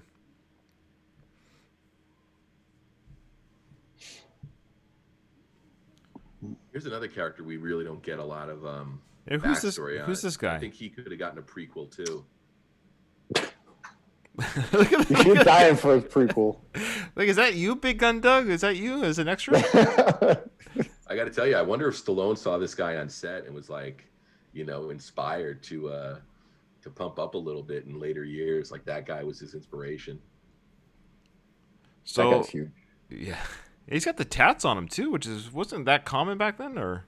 Wow, must have been a military guy. Oh, probably. Freaking military guys. Anything you want to talk about with this scene in particular? I mean, I love Matilda's line about a win from a member of the master race, a woman. Mm-hmm. And I love how catty Jane and Matilda are with each other. And this is where we're robbed of some TNA. Yeah. Not cool, Tubi TV. Yeah, so it works for our YouTube channel, I guess. No, that's true. They even blurred that navigator's butt. I love how they blurred the guy's butt. Like, what? Yeah, exactly. I mean, what? Not that I'm complaining. I mean, I am complaining. I mean, I'm not complaining. Yeah, that guy's got some strategically placed tattoos. So Frankenstein's coming down, but he doesn't get a massage because he doesn't want to disrobe and show that he's just a normal guy. Well, does he need one? With the amount of artificial limbs he has, is there any benefit? Well, speaking of the limbs, I mean, do we want to talk about the reveal of his hand now, or? I mean, because we're led to believe throughout this whole movie. Well, he does. He actually does have a fake hand, right? Yeah. Well, he's got a hand grenade in his glove. Yeah, but when she pulls it off later, he's got no hand there. Yeah, so he has been maybe reassembled to some degree, but maybe not to the degree that people think. Mm-hmm. Yeah. Which is so weird that he has a grenade hand. Could he not just? It's a true hand grenade. Oh no! Oh boy! I didn't even think of that. It's a hand grenade. And this is where Frankenstein whispers "sweet nothing" into Myra's ear. Great shot of Myra there. So here's Sly here with he doesn't quite have the build that we'll know later, but he's working on it a little bit. And this is where he becomes a true villain. Okay. Oh yeah. Yeah, he smacks Mira. That's irredeemable. I don't think he punch. He closed fist punches her, doesn't he? This is a weird meeting here. So we got a girl president of the Frankenstein fan club, and she happened to know that Frankenstein was down here. She's part of she's the head of Chapter 7. Yeah, and she's going to sacrifice herself for him. Which I think, if I'm not mistaken, I think she is the director's daughter. Oh, really? Oops. Oh, really? Okay. Yeah, so basically, she's there. But fandom is kind of like that. She's willing to sacrifice her life to Frankenstein. Well, I think it also illustrates how important this race is to the citizens. Again, she says it took years to earn the privilege of being able to sacrifice herself for Frankenstein. So we'll skip a little bit here. Is that her name's Lori? Yeah, that's Wendy Bartell. Okay, yeah. Look at this room. It is an interesting room. You could have fit like 12 rooms in there. I know. But you can see that it was made for this movie, that this is some sort of gymnasium here. You see like there's an exit. Not much privacy for them when they get down. Oh, man. There's an exit door. Why is he wearing the outfit right now in this room with her? I mean, he does take off the mask, but it's kind of an interesting... I guess he just walked in here maybe from outside, sure. He does like a whole slow undressing thing here, which is unsettling. Well, he's trying to be like seductive, I think, but it's... Right down to his black Speedo. The boots. I don't know. I think he was wearing a similar outfit when he was found dead in that closet in Thailand. I think you're right. Why did he put the mask back on here? Really fucking weird. Who knows? And then they dance. Because he took it off, right? He took it off, and then he hangs up his uniform, and then he's wearing the Frankie undies. And I never caught that he was wearing the glove there. But as of right now, we're led to believe he's holding a grenade in his hand right now. That's a grenade hand right now. It's dangerous. There's something kinky about the mask. Let's be honest. Yeah, totally. But I don't understand the dancing thing. This is not fun to watch. It'll be over soon. Thank God. Look at the back hair here. Look at that. Oh, man. All right. So they make love. Oh, this is another great Frankenstein scene. All right, so they're about to start leg 2, and the drivers are going to take off, and Frankenstein drops his glove, and the spiritual leader goes to pick it up. Let's watch this. Transcontinental road race. Frankenstein is making a left turn, splitting early from the pack. Look out, all you folks just south of here. Gee, Jill, there's nobody even close behind us. Where's he going? What's he doing? Hey, what are you doing? Where are we going? I dropped my glove. Let not the ruin of thy roads disrupt the tires of thy... Chrysler! Ladies and gentlemen, by a bizarre accident, Frankenstein has killed our cherished colleague, the deacon of the bipartisan party. I think you did that on purpose. So he killed the deacon of the bipartisan party, and I love how they didn't have a point for him. They didn't know what he's worth at the time. Yeah. Mm-hmm. And they considered it an accident. Yeah, so do you score accidents? That's a good point, Doug.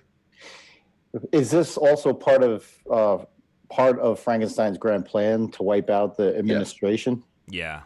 But why did he know that it was going to be... Because the guy was mumbling, let not thy ruin desecrate the road. Like, I guess he knew... I guess Frankenstein has run this race a few times, so he knew the religion of the race in the sense that if there's litter on the road, the deacon of the bipartisan party picks up the garbage. Yeah, or he took he gambled, and he said, "Hey, if the right person picks this up." But imagine if nobody did. It's just a glove on the road. He would have went back and gotten his glove. I guess. But yeah, he got the kill. I think we find out later it was only worth 40 points after all, or something like that. Did Machine Gun Joe have a reaction to that? Was it a lousy sons of bitches comment? Because I know he hears it on the radio when they bring out the ruling, but I don't know if he reacts to it or not. Well, so we have the fan club girl. She is here to be sacrificed. And what I found interesting is Frankenstein's like, "You want to die? All right." He does run over her, if I remember correctly. He does. What are your thoughts on that? Like, he spared the lives of the elders, but he actually takes out the fan club girl. Yeah, this is where you get the inconsistency with what the story is, because you'd think that Frankenstein would be opposed to killing this girl, yet he does it. because he knows that she's proving her love for him. So again, sometimes it seems like Frankenstein. Oh my goodness, this is a great kill coming up. It almost seems like Frankenstein believes his own hype, and then we get another Roger Corman mainstay, Dick Miller. Dick Miller of Gremlins fame. Yep. Uh-huh. So now we've got what's called chicken in the basket. These guys are literally playing chicken. They're just having Chicken fun in the with casket, so they're having having fun with the race. They're saying, let's just see how close we can get to getting killed, but we won't get killed. And they leave their buddy. They set this guy up. It's beautiful. I love his kill there. Like, he gets hit and he gets flung over. Yeah, he just tumbles through the air. And then they turn around to laugh at their buddy who got killed, and Machine Gun Joe runs over them from behind. That's a fun kill. That's a fun. It is a good one. Oh,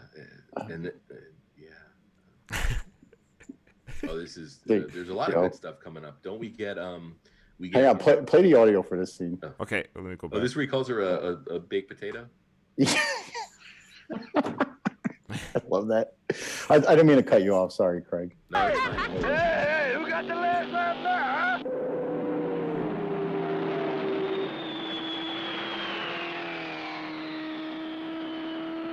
The turn-off is coming up. Should I take it? Who gives a goddamn shit? Should I? She says I shouldn't, so I should, right? Or should I? I don't know. What? Well, I don't think you should. I think it's definitely a trick. I'll do it. I won't do it. I'd be a schmuck to do it. I don't understand that. I did it. I'm no schmuck. Annie gave him a shortcut. If I see you mess That's with right. Frankenstein again, I'm really gonna bust your eye. What do you mean, really? Okay.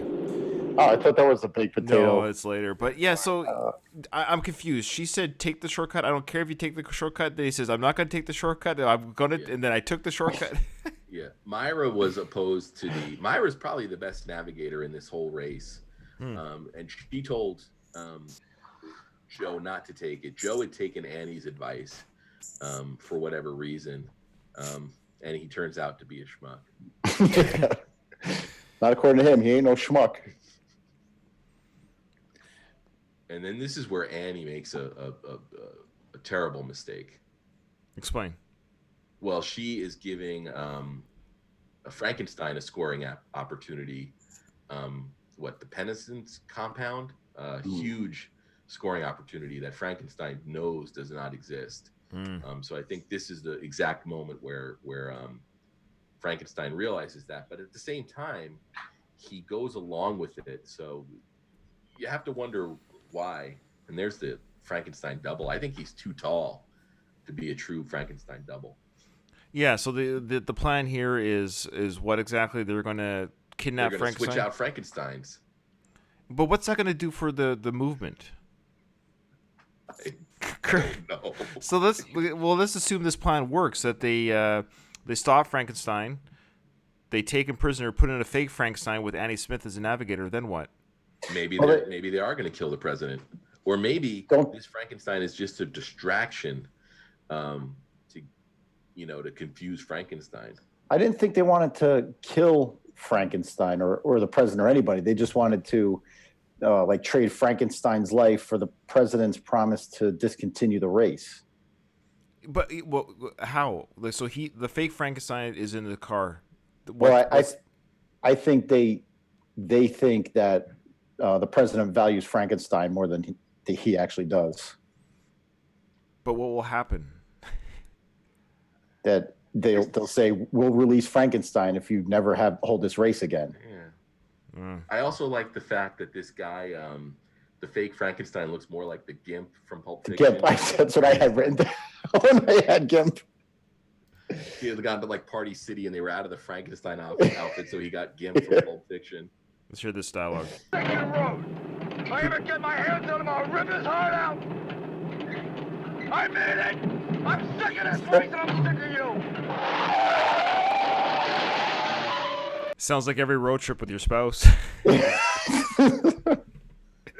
He's so angry throughout this whole movie. I love it. Yeah, he's angry. Well, he's Machine Gun Joe. You can't be calm when you're Machine Gun Joe. All right, so they killed the fake Frankenstein. They were going on with the trip.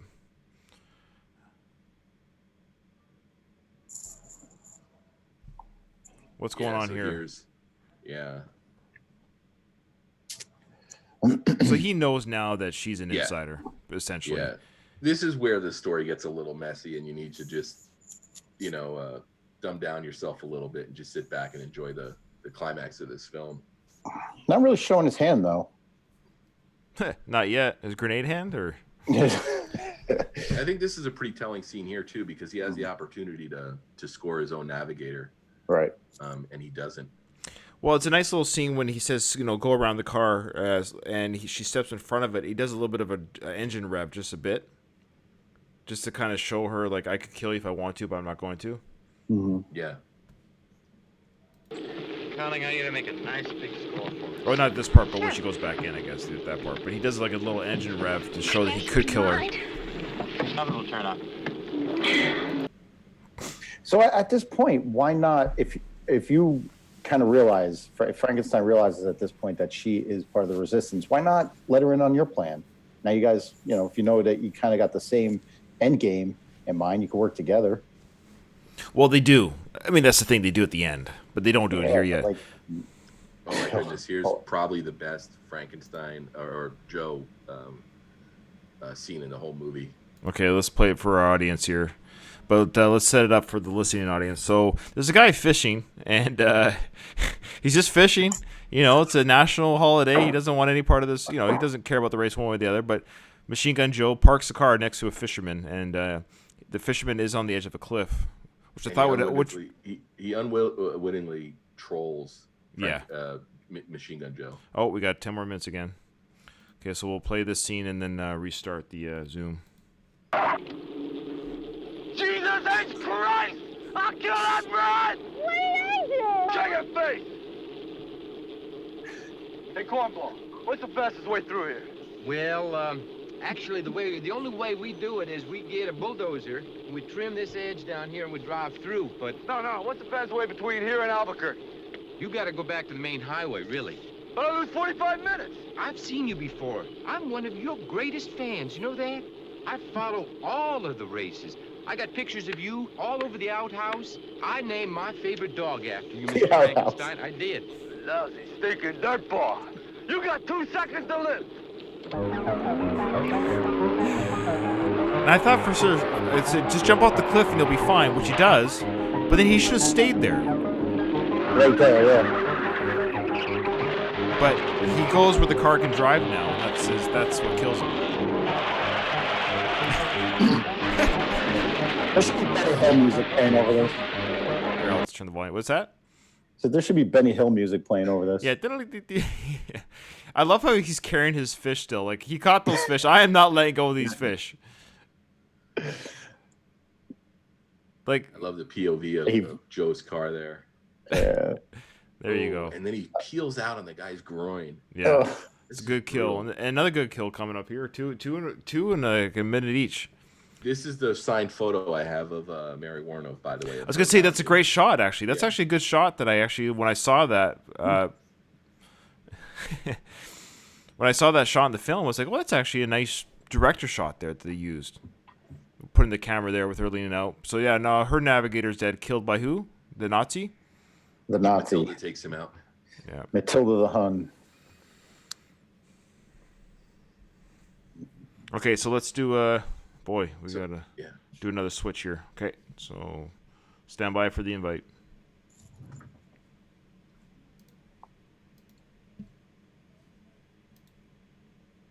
All right, another switch coming, everybody. Stand by. Invite. Copy. Dun, dun, dun, dun, dun, dun, dun, dun.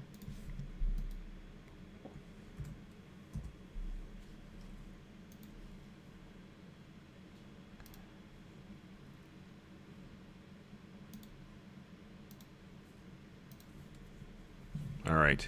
Hope everyone's enjoying our Death Race 2000. Thank you to everyone who's watching and joining us for the ride. Literally the ride. We're just waiting for the Doug and Craig to come back on. All right. Somebody's good. Can you hear it? Yep. Okay. All right. So we're gonna move things along a little bit because Doug has he pretty much has 40 minutes left. So let's kind of. Well, we're really going to pick up here because we get the double sort of. Matilda shows her what has to be inexperienced as a driver when she gets duped into driving off a cliff like Roadrunner style. Yes. It was totally a Looney Tunes. I actually rewound it 3 times when I watched it. I was laughing so hard. It's like, I can't believe it was like that Wile E. Coyote painting a tunnel on a brick wall, and then the Roadrunner smashes into it. That's exactly the note that I had too. We're all on the same page there. Wile E. Coyote painting the fake tunnel, or the fake tunnel. I mean, it really shows what a terrible driver she is. And then Jane is so shook by it. We lose her shortly after when she backs up onto the landmine in a very, very tense scene. Isn't it she's chasing a guy on a dirt bike who what does he roll over a mind of his own because he blows up too.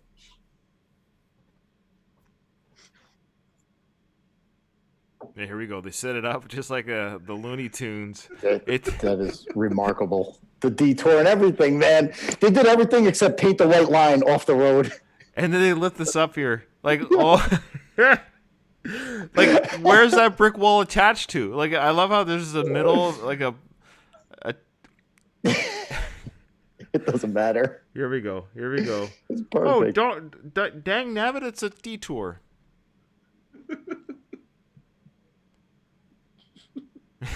There's no road or anything. And the speed they're going to whoa. And she doesn't realize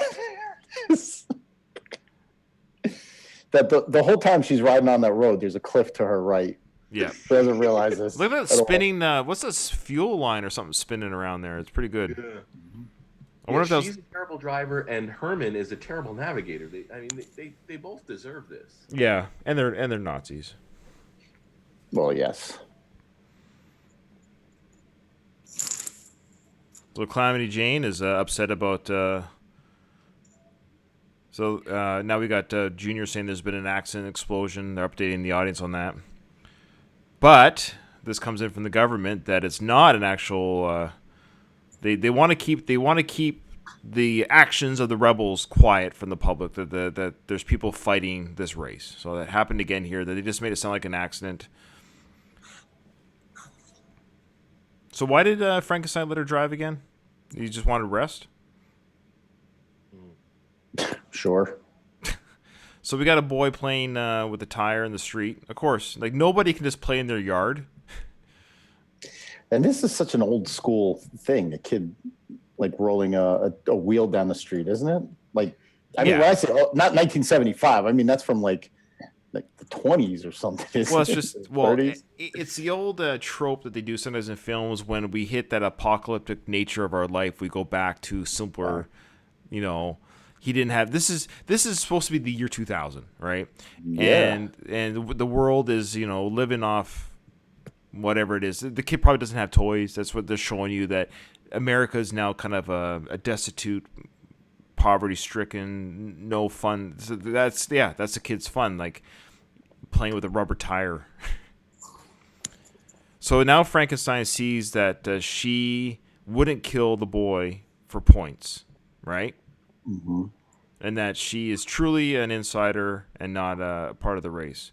And then they switch seats again, and Frankenstein does that engine rev here, when she walks in front of the car, to show that I know who you are, I could kill you, but I don't. Watch. Rev. Thoughts, Craig, on that? Or I think it's again, it's a cool psychological scene because Frankenstein saying I could have killed you here, but at the same time, Annie willingly steps in front of it, and she knows that he's not going to score his own navigator there. So there's some multi-level, they're both playing chess there, if you will. But she's still not onto him yet either, is she? I think she knows. I think she knows that he knows that she knows. I think they both just know now without saying it. Okay.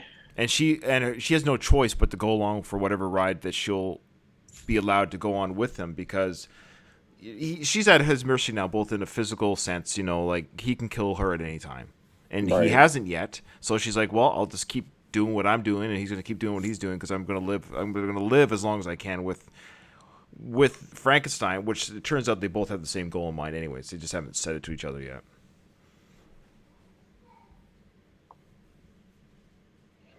So we get to the next stop.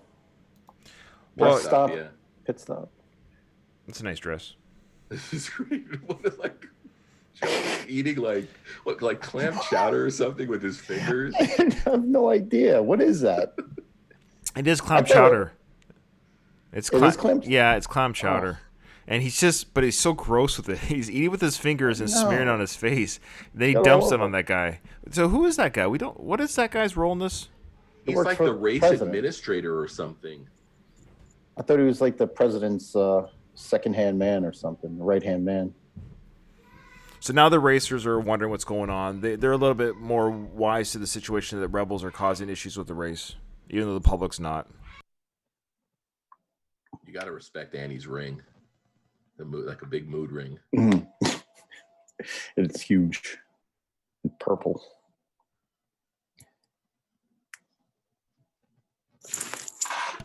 I think we're coming up on the big fight between Joe and Frankenstein. Yeah, let's go to that. Let's go to that.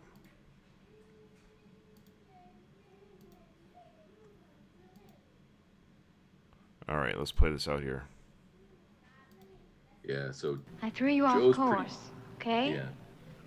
All's fair in love and war. I'm glad to hear you say that, Annie, because what we got going here definitely ain't love.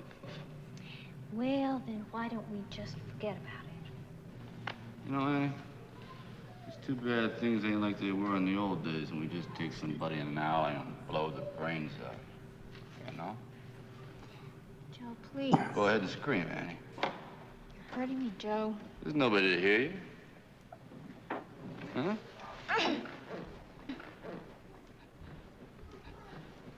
How does it feel to know you're going to spend the rest of your life in pain? The rest of your life. It's about a minute and a half. Hey, Frank. That's a great bad guy moment. I caught the navigator trying to screw around with the cars, so I thought I'd come out and have a look at what was going on. You know what I mean? Hey, come on. Oh, he completely chumps himself out here. This fight here is when I'll just mute it here because people can't see what they're listening. But that first punch that Joe throws, I thought it was gonna be like a love tap, but it was legitimately supposed to be a punch. It was just so horribly choreographed. And there's a scene here where it is a stunt double that we see another Stallone stunt double. Yeah, you see that one? This is where some of the Rocky, if this was made post Rocky, we probably would have gotten a better fight scene. Probably. Yes, terrible. I'm also incredibly impressed that this ladder doesn't fall over. It kind of just hops. It's amazing. You have seen this too many times. Yeah. Oh, it did fall over there. At that part there. But I mean, it hops like it should have just fallen right over. He really gets chumped out here. Or you guys keep talking. I'm going to keep it playing. I just got to take care of the kids for a second. And the blood on Joe's face at the end of this, there's a lot of it. Yeah. You know, more. I mean, it's movie, not even movie blood. It's like 1975 movie blood. Paint. I think there was like there was a point where you couldn't do realistic looking blood. I'd have to research it, but also I like how Joe seems to think it wasn't a fair fight. Like, I mean, nobody sucker punched the other guy. Like they both knew they were about to fight. So it's kind of weird that, like, in Joe's twisted mind, he thinks it was like, a fair fight somehow. Right, like he was ambushed or something. Yeah. I like him as a bad guy, man. That moment when he was choking Annie was like a great bad guy moment. No, I mean, I don't know how anybody couldn't see this movie in 1975 and not want to cast Stallone. Because he, like I said, he he outacts everybody in this movie. He does actually. It's he's the highlight of definitely the side characters. He's the highlight. He overshadows Carradine too. Yeah. Yeah. Well, Carradine's character is a lot less showy. I believe this is where Navigator gets scored, or not? I'm sorry, Pit Crew gets scored, right? Yeah, yeah, because Joe hears him talking about his black eye. Yeah, that's right. So for our audience, so the pit crews are talking bad about his eye and wondering who beat him up. And so, so at the start of the race, Machine Gun Joe goes backwards to kill those two guys that were working for him. I guess he figures he doesn't need him anymore on this race because this is the last lap of the race. It kind of ties into like the disrespect Rocky gets from that from Gazzo's driver. Mm-hmm. You know, like what's with people like going out of their way to disrespect Stallone? Like he's got a very disrespectable face. I love it when Stallone says, Joe says, "Save it for the French." Yeah. Sorry, yeah, I should have timed that better. All right, so this is the last lap, final round. Joe goes backwards, kills the two pit guys. You lousy sons of bitches. We really should get a sons of bitches count from Stallone in this movie. So you got 40 points for that. So they're only 20 points each, I guess, those guys? Mm-hmm. Oh, okay. Because they're young, male. All right, so the last part of this race is pretty much... like Calamity Jane's death. Yeah, you have Calamity Jane's death. And that's the one with the where she's on the landmine. Oh, here you go. Yeah. Right here. Yeah. Baked potato.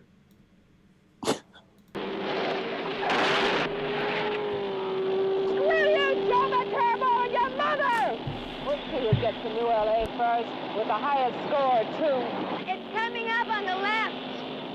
Forget it. I'm keeping Frankie in my sights. He's got 5 minutes on us, and he's stretching it. So what? If there's trouble up ahead, he'll find it first.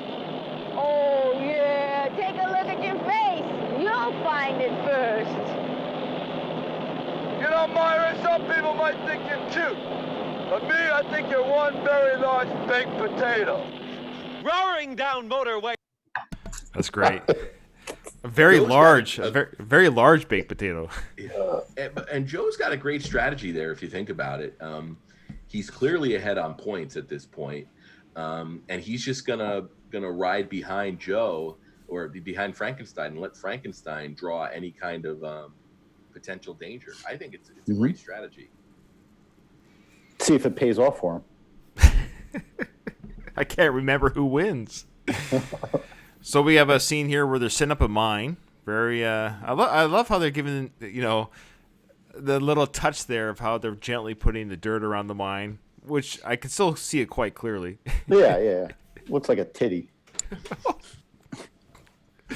So how do they figure? They lure her in somehow, Calamity Jane, near the mine. I can't remember how they do it. Oh, They first tried to knock her off the road just with their motorcycle fight here. This was not too bad. I guess kind of very Mad Max. Which came out, I think, after this or before? Yeah. Mad Max came out in, I want to say, like 79, 80. I think the first one, yeah. It's a good little sequence here of Calamity Jane. It shows her fighting prowess, her ability to take on two guys. While a tow truck is pulling her car. How dare you? So they had a plan B. If they're not able to take her out on the road, they'll lure her to this, landmine. Right, they take her right to the landmine. Why does motorcycle explode?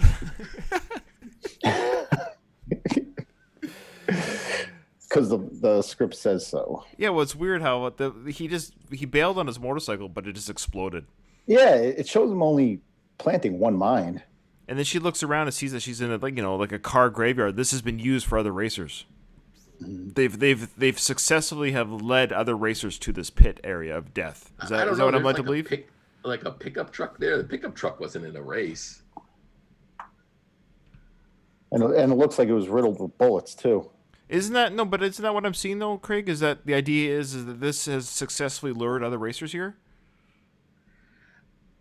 I don't know because she panics when she sees all the other destroyed cars.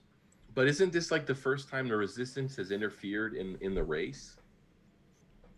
I don't know.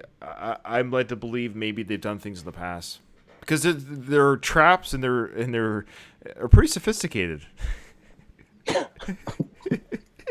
Baby bomb. They got the baby bomb, the Acme fake tunnel, the you got to hand it to them. It's taken years of. It really is all Looney Tunes inspired. Well, right now he's doing the Bill Cosby drink right here. The Cosby cocktail. That's probably timely because I think in '75 that was at the height of. Well, Bill Cosby was drugging women in the 70s for sure. So maybe he saw this and thought, "Hey, it's a great idea. It's a 30-minute drink." So, so it's a 30-minute drink or pill that he slips into her drink, knocks her out for 30 minutes. I love how it's a 30-minute sleep pill. Exactly 30 minutes. Just enough time for Bill Cosby to do what he's got to get done and for them to wake up. Yeah.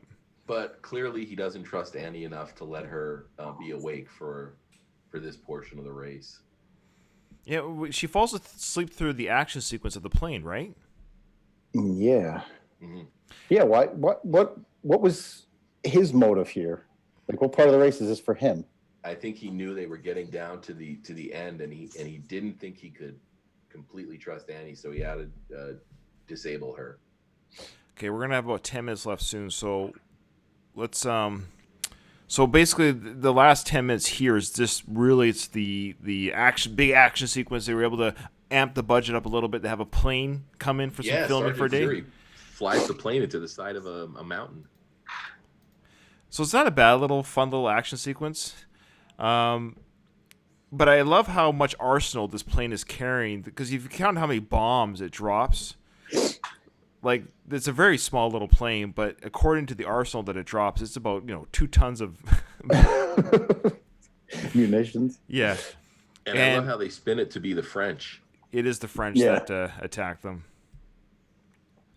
So how does Joe die again? I can't remember already. Hand grenade. Yeah, the hand grenade. Oh, that's right. That's right. Let's get to that sequence there. So right here we just have the old, almost like the weekly TV episode of bombs going off. What do you call those in-ground explosives that the stunt drivers go over, like timed explosives there. But the plane flying around, dropping bombs, they escape that. I love we got that rebel car here, eh? Yeah, it doesn't last very long. Well, no, it blows up too. But it's a nice looking car. I think this was like a 65 or 66 Mustang or something they used here. Nice. There you go. Watch it blows up here. It turns over and boom. Yeah, you gotta. I love how it rolls 3 times. It's like everything is just like explodes if it rolls over.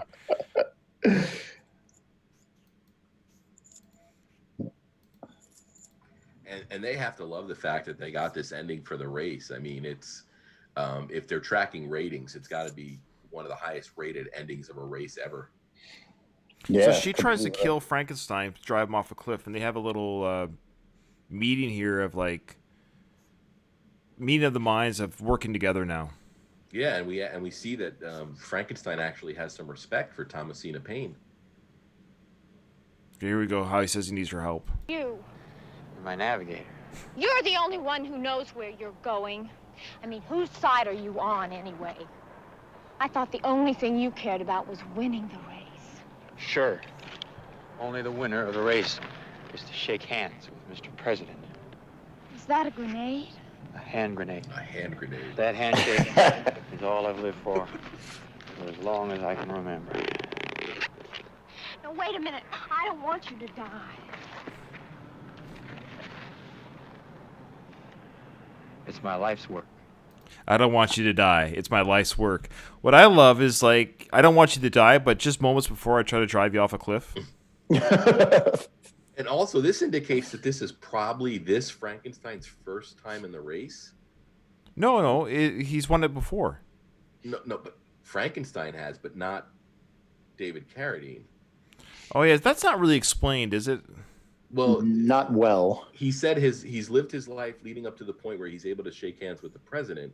So there's a really sinister idea here that there's a whole bunch of different wards of the state that are being raised to be Frankensteins, and they're fodder for the machine. So this Frankenstein was raised to be Frankenstein, and it's got him pretty pissed off. So when he has the opportunity to finally be Frankenstein, he's going to take the president out. Okay, because no mortal man can survive all the crashes that he's supposedly been through. So when one dies, they prayed out another one. Mm-hmm.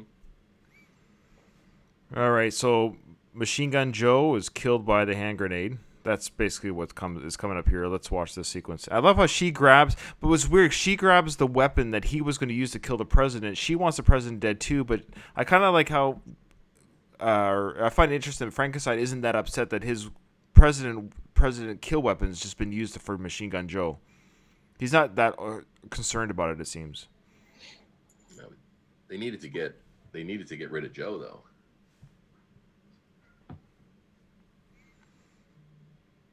And he never really gets mad at her at all. No, well, she's pretty. That's why. Yeah. Little Super Mario Kart thing here. Puts the slick on the road, spins out, comes back. It actually, when I watched that, it kind of stressed me out because they really marked up the road there. You got to figure that stuff, whatever they put on that road for that scene, probably wasn't washed out. Might still be there. It probably is still there.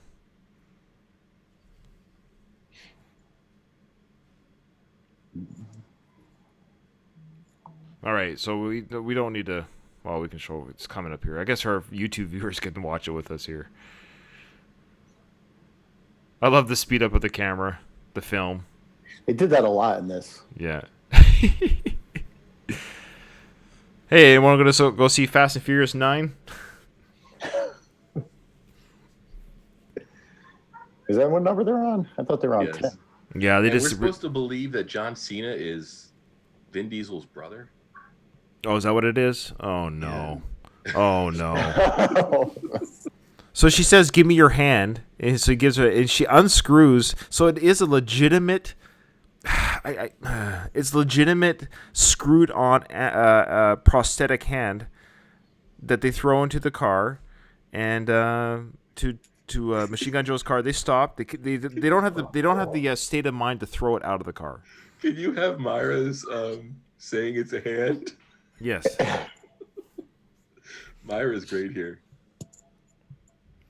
All right, so as the movie closes off here, guys, we can talk about it, but it's a pretty interesting little ending here where they get to the end of the race, they win the race. Frankenstein walks out to go shank the president, as we're led to believe, and Frankenstein gets shot by Thomasina Payne. Yeah, because Thomasina at this point thinks Annie has been killed, so she's gonna kill Frankenstein. Mm-hmm. So the nice little pen knife here. It's like one of those Swiss Army knives. It seems like the president's it's enough to do the job. Now, why didn't Thomasina Payne just shoot the president? Why is she shooting Frankenstein? Because Frankenstein killed Annie. Ugh, so confusing. The French spy. So they that's a great reveal there that it's not Frankenstein. He's still in the car. And then he says, "You." I don't understand how this. Like, all he does is ram the stage, and the president falls from about 10 feet up, and that kills him. Well, he's elderly. He's out. Yeah, it's about 10 feet up. He falls down. Yeah, in theory, he probably really should have survived that fall because he landed on the stuff. He kind of got cushioned with the fall. Well, yeah. Or is he impaled by the spikes on the car? Maybe. Who knows? And I love this cut we get. Yeah, it's like a triumphant cheer. She puts his hand up. People are cheering.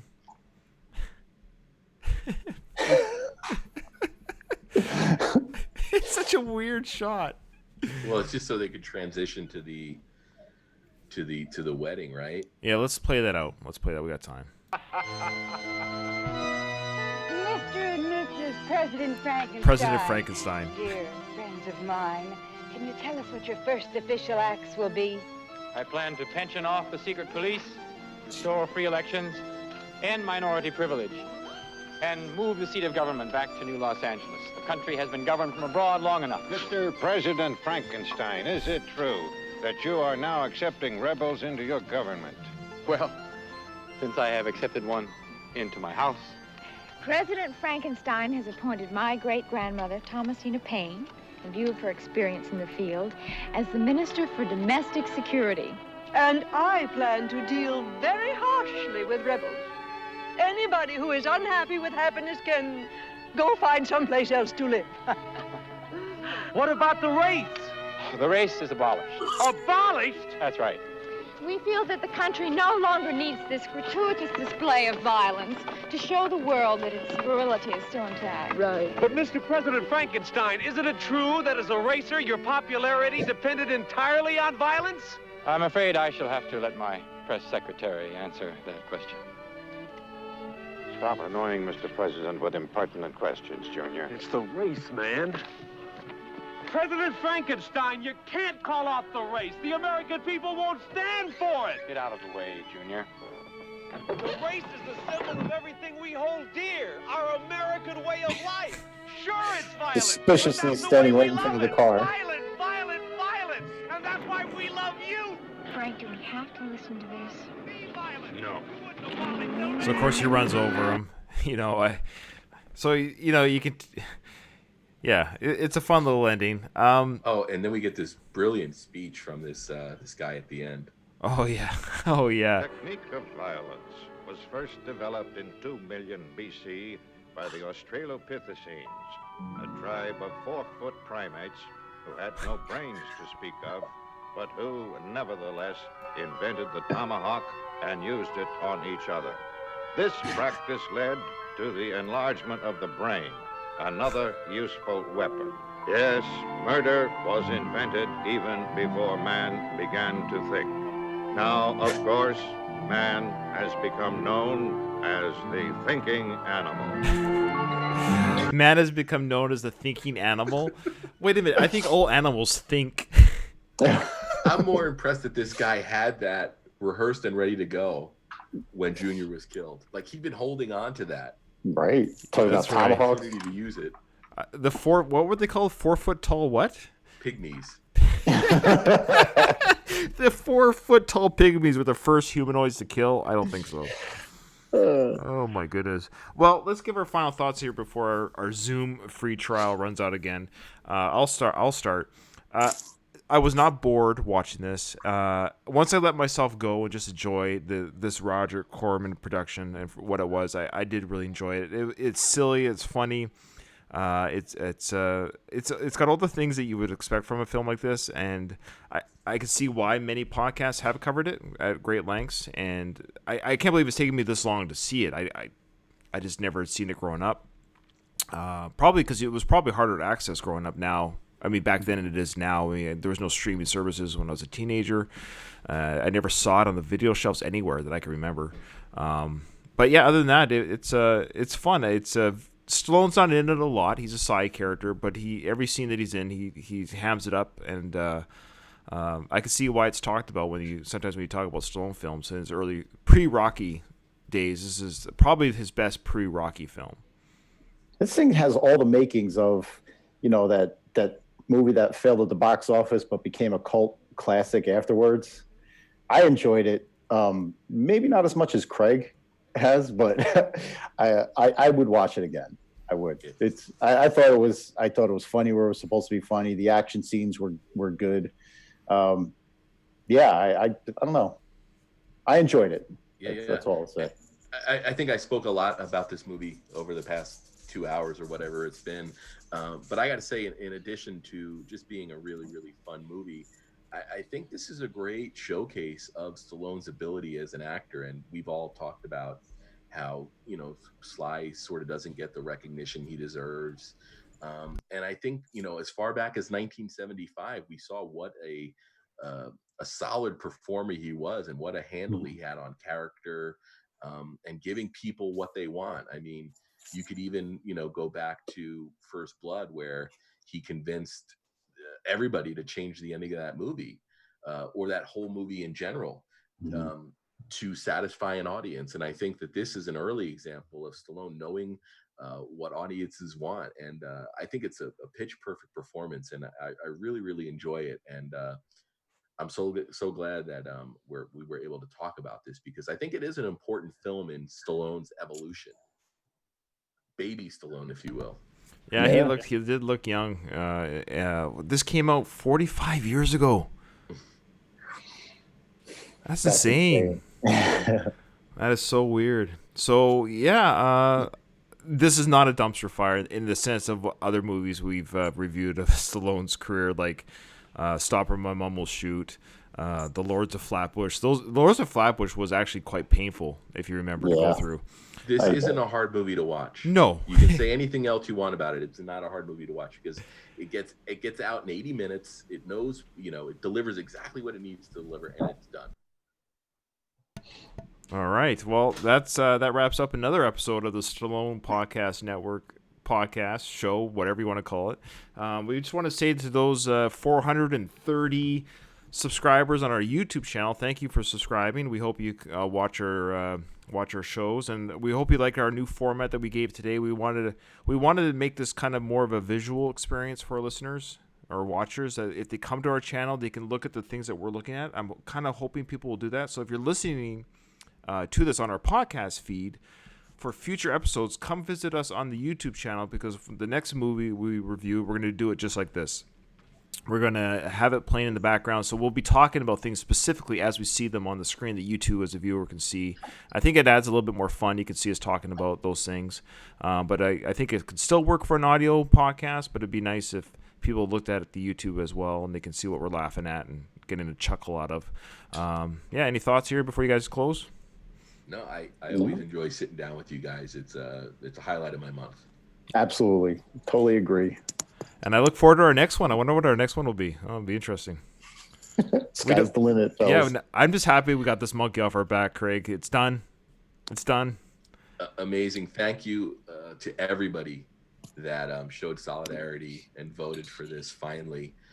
When you guys put it up against Fist, I instantly assumed it was going to lose, because Fist is such a beloved movie, and like Liam had sort of illustrated, it's not talked about as much. So I was really kind of angry when I saw it was going up against Fist, and I do appreciate everybody that voted for this and allowed us to finally talk about this movie, and we can move on, and I won't be as grumpy in the future. Maybe next time we'll do Judge Dredd. Yeah, I was gonna say we should probably do Judge Dredd. All right, guys, take care. Enjoy your weekend. Enjoy the Super Bowl too, if you watch that kind of stuff. All right, fellas. Take care. See ya.